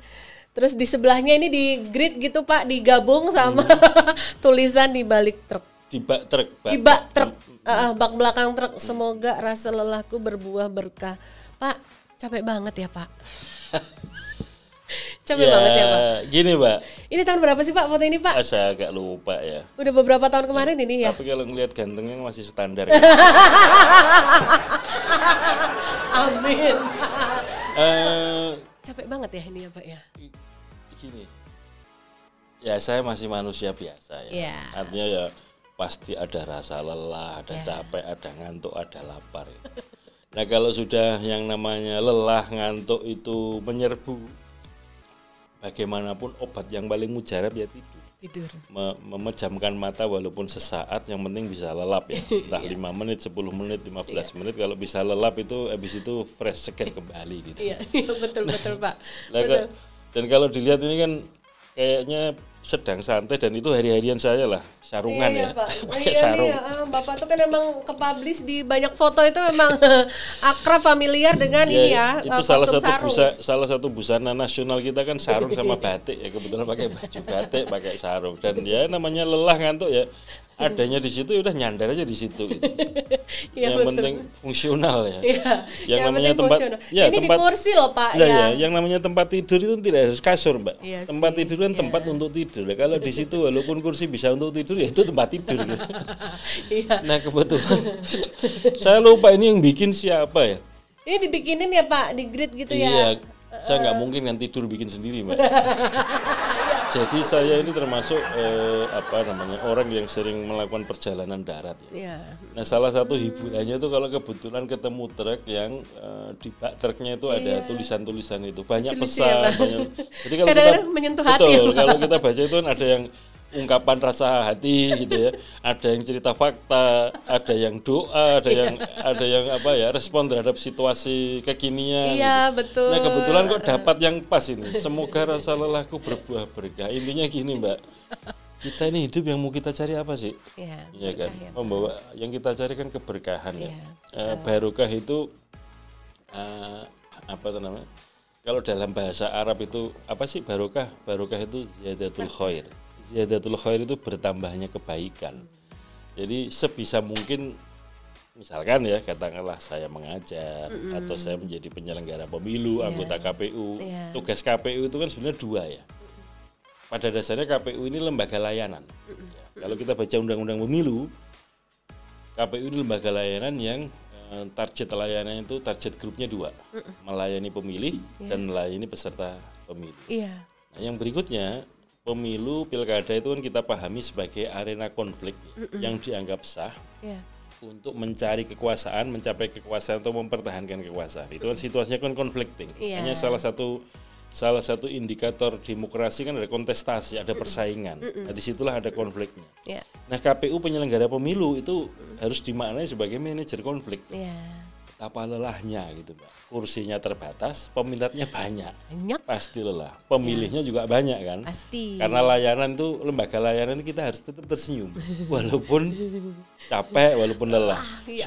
Supaya tetap terjaga karakter senyum kita ya, mewakili karakter kelembagaan. Kalau lagi capek ya tidur dulu lah.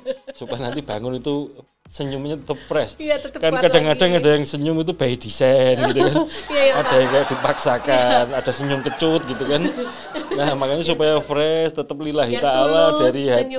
Senyumnya tulus itu ya. Kalau capek istirahat dulu lah. Iya, betul. Itu kunci utama itu. Pinter-pinternya mengukur ya, betul. Pak. Yang tahu kita lelah, capek, lapar kan kita sendiri. Betul. Dan ada saatnya kita harus istirahat sejenak. Iya, betul. Itu sebagai pengingat nih. Betul, makanya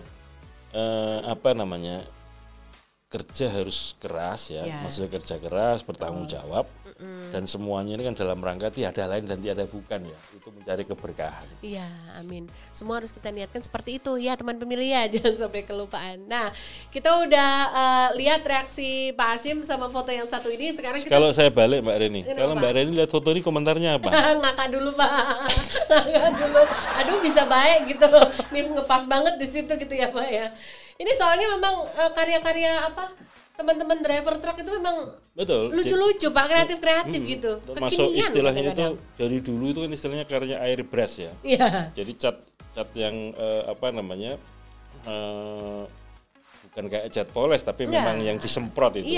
Itu karya seninya luar biasa, terutama yang bak truknya terbuat dari kayu. Iya, gitu ya Pak ya. Benar. Tulisannya itu hiburan kok Pak. Jadi hiburan memang. Hiburan senang. Kita juga senang, pasti teman-teman juga sering tuh foto-fotoin kalau ada tulisan di. Itu di antara yang selalu saya ingat-ingat itu ya. Dan kalau buat cerita ke teman-teman itu apa Pak? Kesannya itu kayaknya agak nakal pikirannya. Tapi itu sebenarnya netral ya. Apa tuh Pak? Di tulisan Pak Truk yang saya ingat itu lali rupane eling rasanya.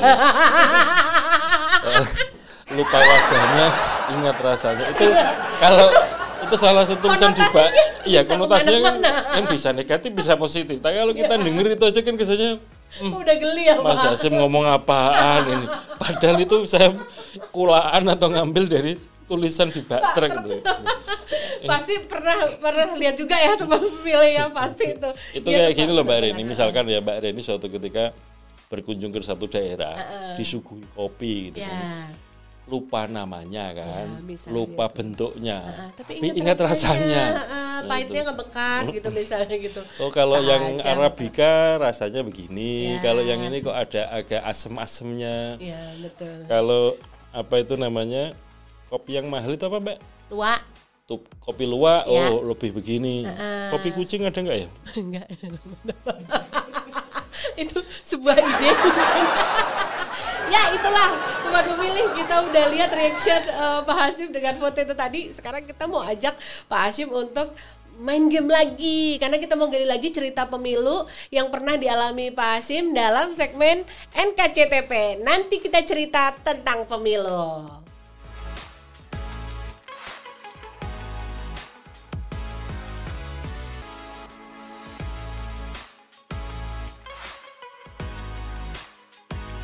Nah, teman pemilih, sampai juga kita di sesi NKCTP. Nanti kita cerita tentang pemilu. Sekarang kita akan mengajak Pak Hasyim untuk menggali lagi kenangan beliau tentang cerita yang pernah beliau alami semasa menyelenggarakan pemilu dan juga pemilihan selama sekian tahun terakhir ini beliau bekerja sebagai penyelenggara pemilu. Caranya sama seperti episode yang sebelumnya. Kita akan meminta Bapak untuk mengambil gulungan yang ada di dalam fishbowl ini. Cuma nanti Bapak ambil, ada beberapa ya Pak, ambil satu, Bapak baca, tunjukkan. Nah nanti Bapak langsung keingetnya pengalaman apa kalau lihat kata-kata itu. Yang buka Mbak Reni aja ya, saya deg-degan ya. Saya bukakan ya, nih teman pemilih. Saya akan membukakan yaitu, apa nih, terkenang. Terkenang, nah beberapa detik Bapak pikirkan kira-kira pengalaman menyelenggarakan pemilu apa yang ini, Pak kalau bisa untold story nih, kalau bisa yang impress banget gitu mengandung kata terkenang ini, tapi itu kayak belum pernah diceritain ke forum gede apa gitu. Mangga tuh Pak. Saya jadi penyelenggara pemilu di antara yang terkenang ya. Saya pernah dinyatakan sebagai tersangka. Tersangka apa Pak? Tersangka apa itu? Ada dua peristiwa ya. Pada pemilu 2019 saya kira sudah jadi public story lah ya. Semua orang tahu gitu bahwa ada pengurus partai politik yang nyalon DPD ya. Waktu itu kan MK membuat putusan bahwa pengurus partai politik itu nggak boleh nyalon DPD. Nah, situasinya ketika putusan MK itu muncul, yang bersangkutan itu sudah jadi masuk DCS, daftar calon sementara ya. Nah, kemudian pertimbangan kita ini lanjut atau enggak, jadi DJT, daftar calon tetap atau enggak. Nah, karena MK menyatakan begitu kan kemudian dinyatakan TMS ya, tidak memenuhi syarat untuk DJT. Nah, itu pada kesempatan itu saya sama Mas Arief Budiman ya, Mas Arief Budiman waktu ketua KPU, saya divisi hukum, itu dinyatakan tersangka seingat saya di Barreskrim Mabes Polri, tapi kemudian pemeriksaan selanjutnya dilakukan oleh di Reskrim di Polda Metro Jaya. Nah itu yang 2019. Itu yang keinget ya Pak. Yang 2020 peristiwa Pilkada Bovendigul, kan ada calon yang masuk kategori mantan terpidana ya. Tetapi durasi waktu sejak dinyatakan statusnya bebas murni atau sudah mantan terpidana, sudah selesai menjalani semuanya itu, kan ada putusan MK harus durasinya 5 tahun ya, dengan masa pendaftaran. Nah, durasinya ini belum mencapai 5 tahun. Nah, daftar. Oleh KPU Bovendigul dinyatakan MS. Sudah kita kasih bintek dan segala macam, tetap di MS kan. Mau tidak mau kan kemudian kita ambil alih nih. Kemudian kita nyatakan TMS. Nah disitulah juga lagi-lagi saya sama Mas Arief Budiman juga dinyatakan tersangka oleh Polres Bovendigul. Jadi itu diantara yang terkenang. Terkenangnya bikin deg-degan. Emang makanya itu kan. Aduh. Kalau Memang betul Mbak Reni, di Undang-Undang Pemilu itu konstruksi hubungan antar lembaga kan KPU selalu ya. Ya.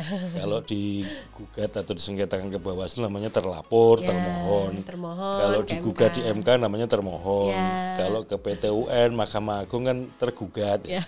Kalau diadukan ke DKPP jadi teradu. Semuanya itu yang kita mohonkan itu jangan sampai jadi tersangka dan seterusnya. Amit-amit ya Pak ya. Jangan Makanya kalau ada pertanyaan terkenang begitu inget ternya itu udah langsung Iya. memorinya ketarik gitu. Iya.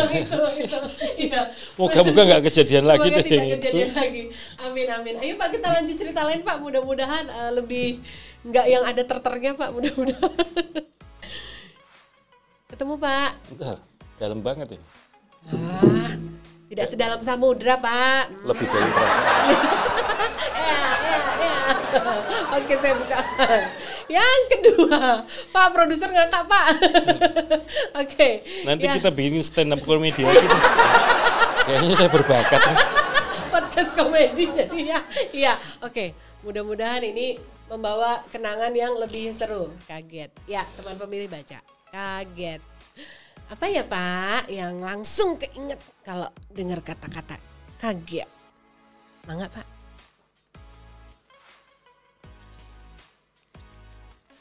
Lagi milih. Soalnya saya orangnya nggak kagetan. Jadi agak lama ini. Nah ini hal yang baru ini. Jadi apa begitu ya? muncul kaget itu kan saya mikir, aduh, saya kaget itu bagian apa ya? Suatu pengalaman menyelenggarakan pemilu tapi itu kayak wow, kaget, surprise, kaget aja. Oke lah, jadi begini. Pada waktu kita membayangkan ya, begitu baca Undang-Undang Nomor 7 2017, Ya, itu kan pemilu 2019 itu kan dikenal dengan pemilu serentak ya. Ya. Serentak apanya? Serentak pemungutan suaranya. Ya. Kita membayangkan begini Mbak, pada hari itu ya, tanggal 17 April 2019, hari Rebu, hari Ya. keramatnya pemilu Keramat. itu dalam durasi 6 jam, mulai jam 7 pagi sampai jam 13 waktu setempat ya, karena Indonesia kan ada 3 wilayah, Ya. Indonesia Timur, Indonesia Tengah, Indonesia Barat. Sesuai wilayahnya masing-masing kan durasinya sama nih, 6 jam. sama-sama 6 jam. Itu kita membayangkan dalam jumlah pemilih yang begitu banyak dan kemudian surat suaranya ada 5 jenis ya, kecuali Jakarta karena nggak ada DPRD kabupaten kota. Ya. Betul Pak. Itu bayangan kita, aduh, betapa rumitnya ini, betapa deg-degannya ini, Iya, mendebarkan gitu ya. Iya. Tapi begitu itu lewat Mbak, katakanlah begitu masuk tanggal 18 April ya, Iya. agak terkaget-kaget, loh ternyata udah lewat ya, 17 Gitu ya? April.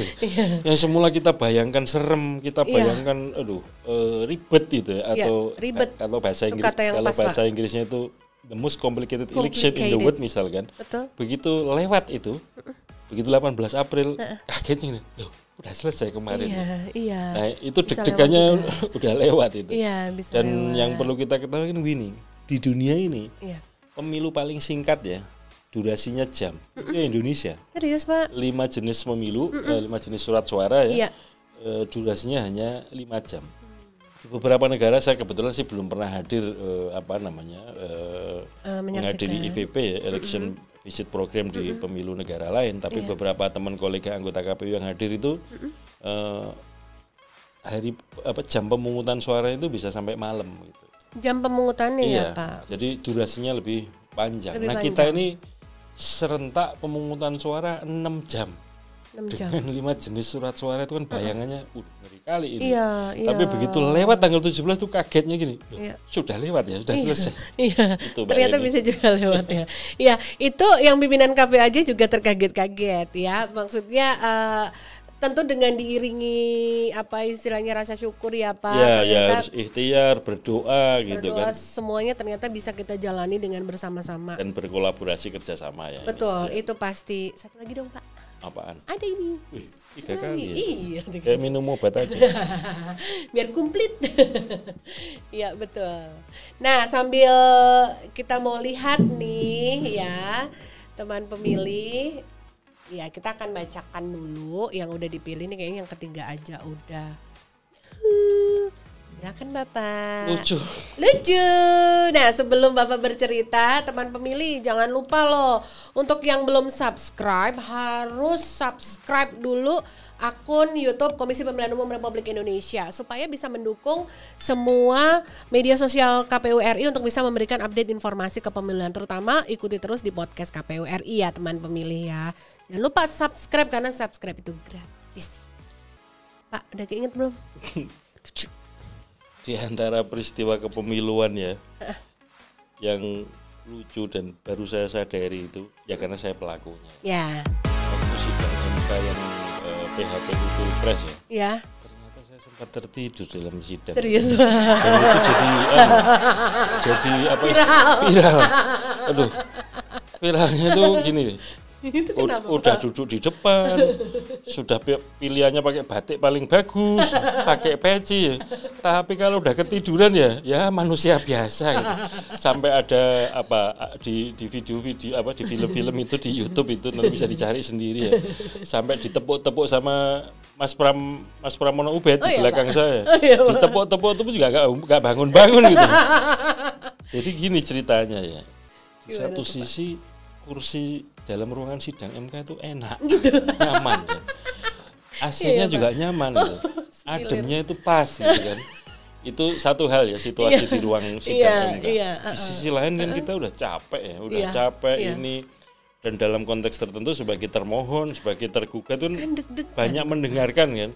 Mendengarkan keterangan pemohon, saksi gitu. Betul. Dan mohon maaf kadang-kadang keterangan dari saksi itu ya itu aja ngulang gitu. Jadi dalam situasi kayak gitu sambil memejamkan mata sedikit, menyimak gitu, nggak taunya bablas. Dan celakanya kan semua televisi nasional merekam itu. Iya dong. Ya Allah. Sekali-sekalinya dalam sejarah ya Pak ya. Dan jangan lupa Pak Hasyim, jejak digital nggak hilang. Nggak hilang betul. Ada terus ya gitu tetap. Dan itu yang paling nggak, ya yang bikin nggak enak gini Mbak. Gimana Pak? Adik-adik kelasmu itu di Fakultas Hukum Undip ya. Yang apa itu namanya pernah saya ajar. Kalau saya kadang-kadang yang sering saya praktekkan kan begini Mbak, supaya anak-anak mahasiswa itu punya kemampuan tadi ya nulis, public speaking. Saya kuliah di pertemuan pertama, pertemuan kedua itu kan semacam kontrak belajar ya. Oh iya. Kita satu semester mau belajar ini, bukunya ini, kurang lebih capaian-capaian yang mau kita capai ini. Next kemudian saya siapkan 5 pertanyaan. Dan kemudian saya minta menjawab pertanyaan itu bukan model jawab.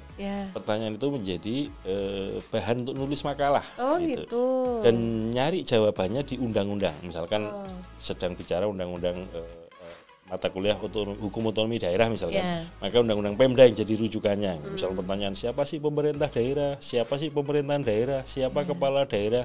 Nanti mahasiswa tidak kemudian ngutip pasal tapi merumuskan itu dengan bahasanya sendiri tapi rujukannya ke situ.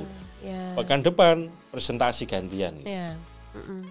Nah kadang-kadang kan ada yang juga mahasiswanya tertidur ya. Oh gitu Pak, terus yang namanya ketiduran itu kan sebuah kenikmatan.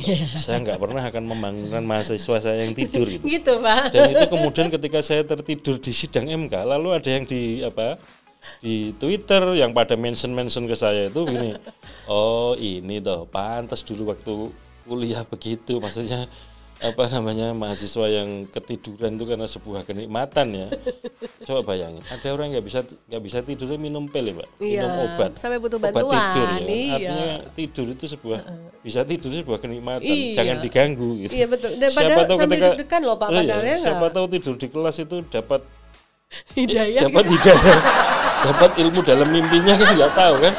Apa mahasiswa tidur di kelas? Makanya ya sudahlah, saya nggak berani Mbak. Ibaratnya gini, kalau jadi dosen itu kan layanannya kan memberikan pelajaran kan gitu. Kalau di KPU layanannya kan memberikan layanan kepada pemilih, kepada peserta pemilu. Sesungguhnya filosofinya kan dosen itu pelayannya mahasiswa kan. Gitu gak berani lah kita membangunkan tuan kita kan.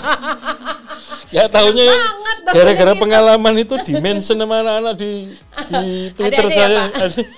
Oh, pantesan begini. Ya dulu begitu. Pantesan dulu kita nggak pernah dibangunin gitu kalau di kelas gitu. Wah itu keenakan itu mahasiswa itu. Iya. Nah itu tadi ternyata teman pemilih ada 3 cerita yang bisa kita gali dari pengalaman yang paling berkesan dan paling terkenang gitu dari selama Pak Hasyim bertugas. Ada satu lagi sebelum Mbak Reni. Apa tuh Pak? Dari kata lucu tadi. Sebetulnya saya itu aslinya lucu. Cuman orang kadang dengan ngomong gitu aja kita udah ketawa. soalnya gini, siapapun ya Mbak, teman-teman KPU provinsi yang belum pernah kenal saya, itu kan dan akhirnya kan pada cerita, Mas Hasyim, saya dulu tuh mau menyapa Mas Hasyim tuh kayaknya sungkan, Takut ya Pak? kayaknya takut, ada kayaknya kita mau nyapa aja nggak enak gitu. Segan gitu Pak. Tapi begitu Mas Hasyim udah cerita, Mas Hasyim begini ini ya. Ternyata lucu. Jadi sebetulnya di balik podcast nanti saya akan cerita yang lebih lucu lagi.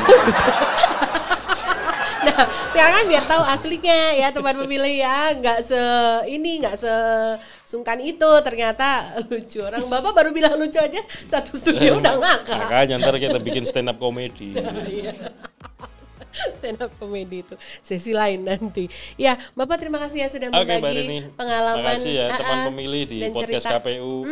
Ini tadi cerita tentang pengalaman Pak Hasyim yang bisa kita gali nih.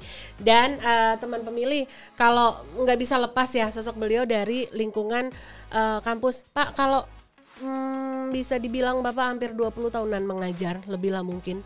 Itu saya waktu itu mendaftar jadi dosen PNS ya, kan ada yang namanya pendaftaran CPNS. Ada. Itu Oktober 97. Oktober 97. Kemudian saya lupa dinyatakan diterimanya kapan, tapi SK CPNS saya di Fakultas Hukum Undip itu Februari 98. Februari 1998. Februari 98. Itu dari dahulu ya Pak? Tapi kan nggak full Mbak, ada kepotong jadi anggota KPU Provinsi 5 tahun. Iya, ya in general Pak. Ya. In general kira-kira tapi sebetulnya gini, dekade gitu kan? Apa namanya, Pak Rektor kita ya, ketika saya jadi anggota KPU saat ini Pak Profesor Yos itu menyatakan gini, pertanyaan beliau begini, Mas Hasyim, kalau di Undip itu kan mengabdi kepada negara melalui mengajar, meneliti, menulis, iya Prof. Kalau di KPU mengabdi kepada negara juga enggak? Iya juga sih Prof. Jadi Mas Hasyim ini ya kalau di Fakultas Hukum Undip atau ngajar di lingkungan fakultas di lingkungan Universitas Diponegoro, itu ruang lingkupnya mentransformasi keilmuan itu segitu. Yeah. Tapi kalau Mas Hasyim nanti tugas di anggota KPU, itu ruang lingkup transformasi keilmuannya lebih luas. Yeah. Karena ada pendidikan pemilih, penyadaran pemilih dan seterusnya, itu kan cakupannya lebih luas. Yeah. Makanya yang paling penting tadi itu keberkahan yang kita peroleh itu yang harus kita syukuri. Gitu Mbak Reni. Iya betul Pak. Nah, Pak Hasyim kan bisa dibilang dari sekian periode lah Bapak mengajar itu dari sejak mahasiswa tahun ketika Bapak awal di 98 sampai di akhir-akhir ini di antara penugasan sebagai penyelenggara pemilu, Bapak tentu sudah bisa seperti melihat formulasi kalau mahasiswa-mahasiswa itu Pak secara umum sebenarnya siapa sih Pak yang lebih mereka dengarkan gitu Pak? Dalam termsnya, semisal kita nih penyelenggara pemilu mau memberikan banyak informasi, bujukan, mengingatkan agar mereka sadar terhadap hak pilihnya. Kalau dalam term seperti itu, mahasiswa-mahasiswa dalam masa Bapak pernah mengajar tuh kira-kira siapa yang akan lebih mereka dengarkan ya Pak? Guru, dosen, teman, public figure atau yang gimana, pertama Pak? Media ya Pak. Maksudnya begini, sekarang ini kan akses informasi kan luar biasa ya. Media macam-macam dan salurannya macam-macam ya. Nah, kalau dalam konteks penyelenggaraan pemilu ya, misalkan kapan hari pemungutan suara, cara mencoblosnya bagaimana, surat suara sah itu seperti apa. Itu yang didengarkan itu adalah penyelenggara pemilu. Gitu. Karena itu dianggap pihak yang paling pihak yang punya otoritas, punya wewenang dalam penyelenggaraan pemilu. Tapi beda lagi kalau dalam hal meyakinkan pemilih untuk hadir memilih ya. Untuk hadir memilih itu kan dalam studi-studi political behavior, perilaku politik, atau lebih spesifik lagi voting behavior, perilaku memilih. Itu pemilih itu melihat profil calon dan isu-isu kampanyenya ya. Maksud saya begini, profil calonnya meyakinkan enggak? Kalau meyakinkan biasanya kan paketannya itu paketan meyakinkan orangnya dan isu-isu kampanyenya ya. Iya, Kan? betul. Ini kira-kira mulu-mulu atau enggak, bisa dilaksanakan atau enggak. Ya. Nah itu kira-kira itu. Mereka menakar itu ya Pak? Iya, ya, tapi ini tantangan ya. Tantangan kita makin berat itu, terutama kalau dalam pandangan saya dan bisa juga dilihat dari studi-studi atau riset yang dilakukan oleh kampus-kampus atau lembaga-lembaga survei ya misalkan, atau media-media yang punya concern tentang itu. Pemilu 2019 itu kan serentak ya, ada pilpres, pemilu DPR, DPD, DPRD provinsi, kabupaten kota. Itu menjadikan pemilih itu tidak fokus ya, menyebar fokusnya. Karena apa? Calonnya ada calon tingkat nasional, ada calon tingkat provinsi, ada calon tingkat kabupaten kota. Demikian juga isu-isunya menjadi, karena 5 jenis pemilu, ini kan setidak-tidaknya pemilih itu kan kalau dihadapkan pada 5 calon ya, calon presiden, calon DPR, calon DPD, jenisnya ya, bukan banyaknya orang ya. Itu sudah bikin puyeng juga nih. Mana ini yang konkret? Karena kan isu misalkan calon anggota DPRD kabupaten, dapilnya kan kecamatan atau gabungan kecamatan. Itu kan yang konkret di situ apa? Misalkan kalau di tingkat lokal ya, di tingkat yang sangat dirasakan masyarakat atau diharapkan misalkan apa? Urusan lalu lintas, urusan air bersih, infrastruktur, urusan sampah. Ya, yang kayak gitu-gitulah. Yang penting itu tersedia dan kira-kira isu kebijakan yang ditawarkan dalam kampanye masuk ke situ enggak? Nah, nanti begitu ketemu calon yang lintas provinsi, tingkat provinsi misalkan, itu kan mikirnya apa? Yang namanya provinsi itu berarti ruang lingkupnya kan lintas kabupaten kota. Misalkan banjir. Ngomong banjir kan nggak bisa misalkan di daerah yang kena banjir saja. Karena itu bisa luapan air sungai, yang air sungai itu melintasi kabupaten kota misalkan. Problemnya mungkin bisa di hulu, tapi kemudian yang kena dampak di muaranya misalkan. Ini kan nggak bisa dibicarakan di saat level kabupaten saja, lintas kabupaten kota yang itu bisa jadi wilayahnya provinsi atau wilayahnya nasional, tingkat nasional kan begitu. Nah, karena banyaknya topik kampanye ini menjadikan pemilih juga mengamati dan kemudian menjadikan itu sebagai faktor penentu hadir atau tidak, kemudian milih atau tidak. Nah itu jadi sebagai contoh gini Mbak Reni dan teman pemilih ya, memilih pemilu dalam DPD itu sebenarnya kan sederhana dibanding dengan lebih rumit menghadapi surat suara pemilu DPR dan DPRD ya. Tapi faktanya ya, surat suara tidak sah paling tinggi itu surat suara DPD. Itu jadi pertanyaan. Nah, ini harus dikaji, harus diteliti supaya apa? Ke depan ya setidak-tidaknya bagi KPU itu kalau membangun strategi sosialisasi, strategi pendidikan pemilih, itu berbasis kepada data-data yang ada tadi. Gitu. Misalkan kita ini kan pasti punya peta ya, tingkat partisipasi nasional, provinsi, kabupaten, kota, bahkan kalau di breakdown bisa sampai tingkat TPS gitu ya. Termasuk surat suara TPS surat suara tidak sah itu ada di mana. Dari situlah kemudian jadi bahan untuk merumuskan strategi sosialisasi pendidikan pemilih. Ya semuanya harus setara informasi yang disampaikan. Tetapi ada fokus-fokus tertentu, ada titik tekan tertentu gara-gara apa? Oh di sini surat suaranya tidak sahnya tinggi. Ini harus dapat katakanlah menjadi target grup yang diutamakan misalkan.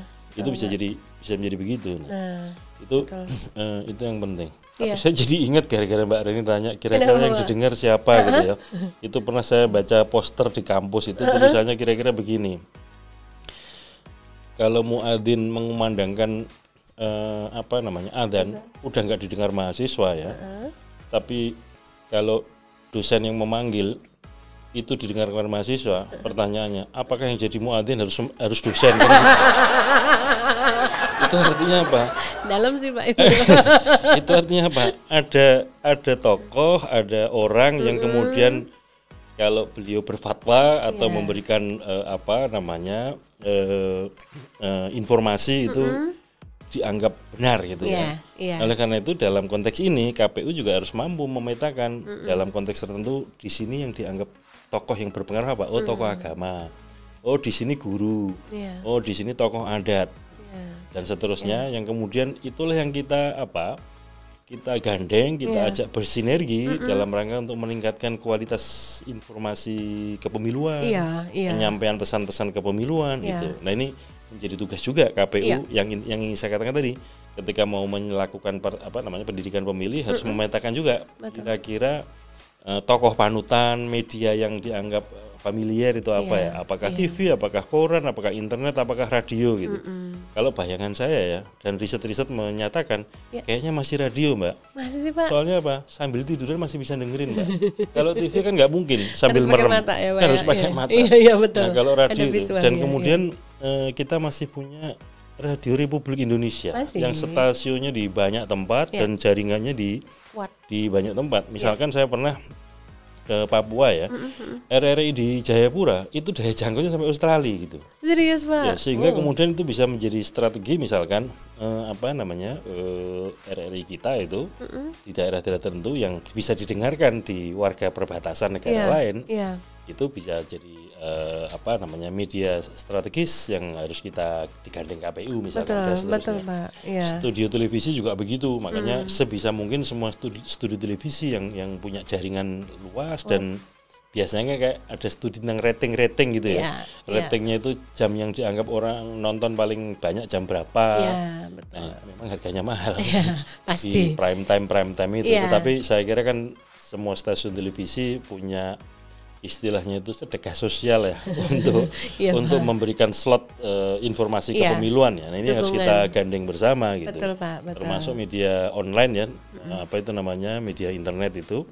Soalnya sekarang ini perkembangannya kan tidak hanya teks ya. Dulu teks, lalu ada audionya. Sekarang ditempelin juga video kan.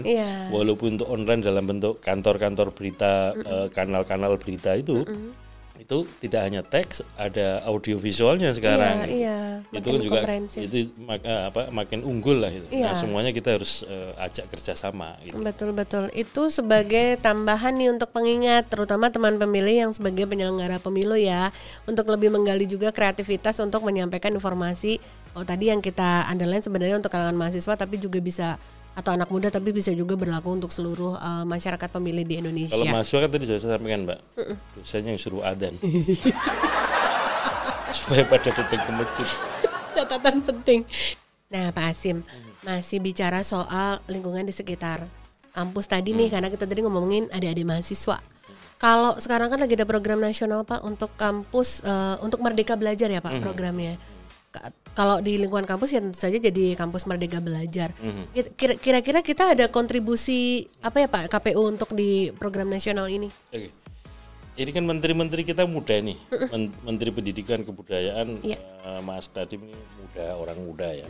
Kemudian dalam lembaga-lembaga pendidikan yang di bawah Kementerian Agama, menterinya juga muda, Gus Yakut ya. Nah, ada kebijakan dikatakan relatif baru ya, yang namanya Kampus Merdeka Belajar itu.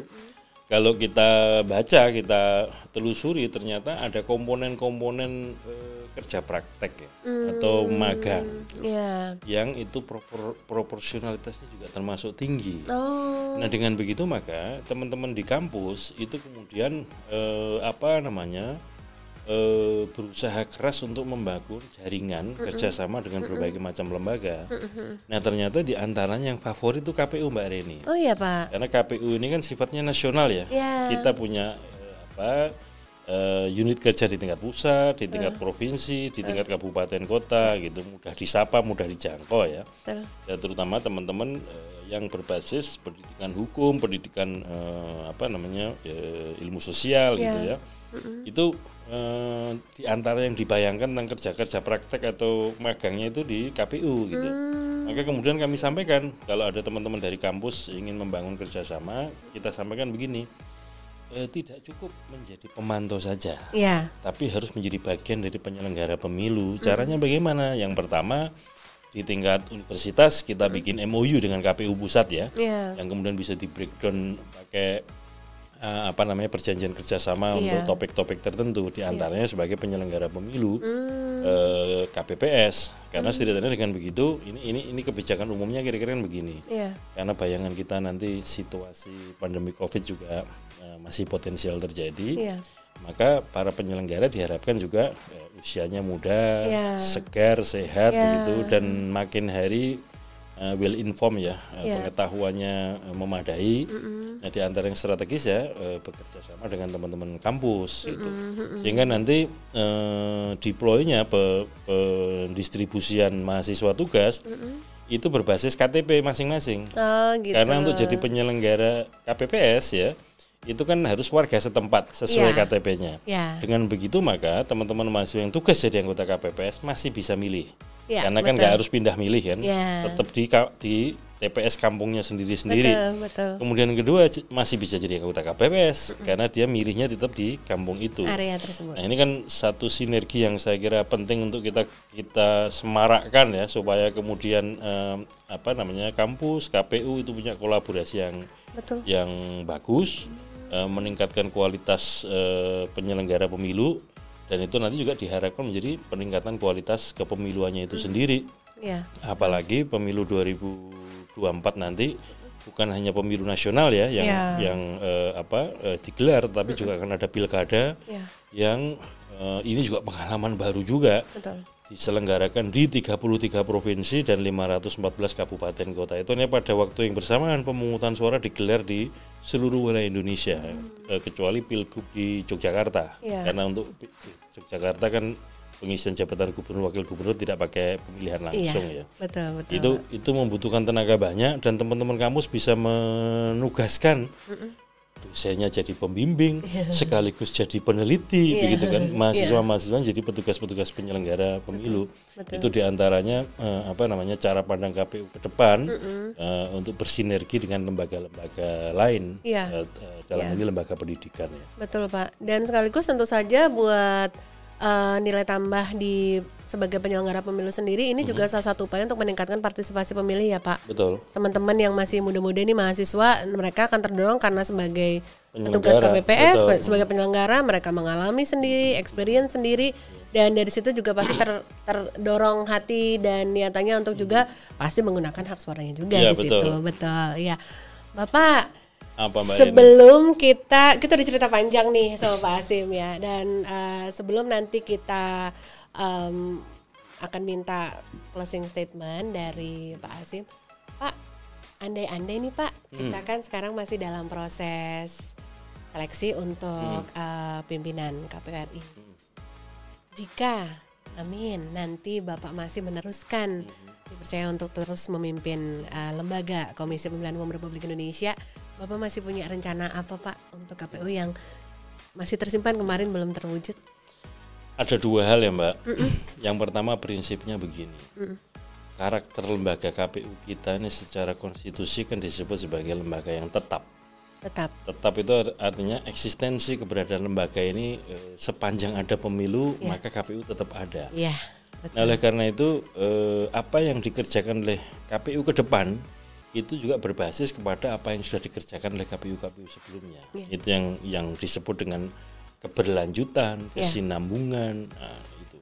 Makanya ada kaidah ya, kira-kira para guru-guru kita itu mengajarkan begini. Kaidahnya itu kira-kira begini ya. Al-muhafadzatu ala qadimis sholih wal akhdhu bil jadidil aslah. Menjaga tradisi, peninggalan para pendahulu yang baik-baik, dan kemudian sambil menghadapi masa depan itu dengan kreativitas, dengan inovasi, mengadopsi perkembangan, karena situasi yang akan kita hadapi pasti berbeda dengan yang lain. Sehingga misalkan begini sebagai contoh ya, Sidalih itu dibangun oleh KPU pemilu 2009 di akhir masa jabatannya, kemudian ditransferkan kepada KPU pemilu 2014 digunakan. Sipol dibangun oleh KPU pemilu 2014 ditransformasikan dan efektif digunakan oleh KPU pemilu 2019.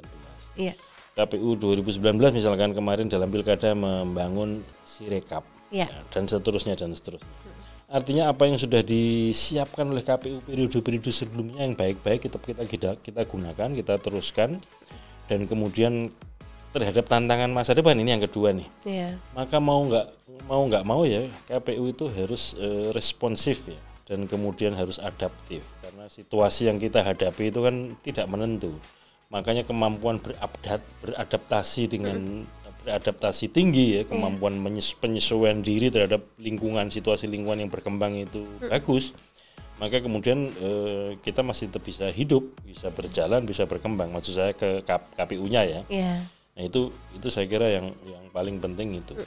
Saya tidak akan ngomong spesifik, itu pasti akan lebih lama Mbak. Nah, jadi 2 itu aja, apa yang sudah ditinggalkan oleh KPU periode sebelumnya yang baik-baik kita pelihara, kita jaga, kita teruskan, kita tingkatkan, kita kembangkan ya. Kemudian kedua dalam menghadapi situasi baru, maka kemudian kreativitas, inovasi untuk beradaptasi dengan lingkungan baru, dengan situasi zaman yang baru, itu harus selalu kita kembangkan, kira-kira begitu. Betul. Sudah ketangkep ya teman pemilih ya. Bapak sebelum sebentar lagi kita closing, Bapak ajak dulu dong teman pemilih untuk subscribe dulu kanal YouTube KPRI. Silakan Bapak. Teman pemilih podcast KPU. Silahkan kunjungi kanal YouTube KPU, jangan hanya berkunjung, tapi harus di-subscribe supaya kemudian makin kokoh lah ini kanal YouTube podcastnya KPU buat kemanfaatan kita semua teman pemilih. Amin, subscribe ya, karena subscribe itu gratis teman pemilih ya. Bapak dari tadi itu di sini tuh ada buku nih, Pak ini gini Mbak. Ini apa sih Pak? Ini tuh coba. Ini tulisan siapa pengarangnya tuh, kelihatan kan? Ini juga nih, yang ungu juga. Bapak ini apa sih Pak? Cerita dong Pak. Ini ada nama Bapak ini di sini. Ya, jadi yang ungu ini buku judulnya Konsolidasi Demokrasi ya. Kajian tentang pergulatan politik pemilu di Indonesia. Ini kebetulan yang menulis saya. Ini bukan tulisan baru sebetulnya, tulisan lama tapi dibukukan dan diterbitkan 2019 kemarin. 2019 ya Pak? Isinya ini kajian-kajian yang saya lakukan mulai dari pemilu 99, pemilu 2004 sampai pemilu 2019 termasuk pilkada-pilkada di dalamnya. Gitu. Termasuk tentang tadi mengkaji tentang perilaku memilih. Kemudian sistem pemilu yang ramah perempuan, kemudian pengembangan sistem daftar pemilih dan seterusnya lah. Saya tulis di sini ya. Nanti ini saya sampaikan kepada Mbak Reni untuk perpustakaan KPU. Terima kasih banyak Bapak. Bisa bisa dibaca lah. Ya. Kemudian yang satu lagi yang dinamika negara hukum ini terbit tahun 2021 ya, Oktober kalau nggak salah. Masih baru atau banget Agustus ini Bapak. Ya. Ini juga sebenarnya bukan tulisan baru, kumpulan tulisan yang lama-lama, tapi kemudian terpilih gitu ya maksud saya.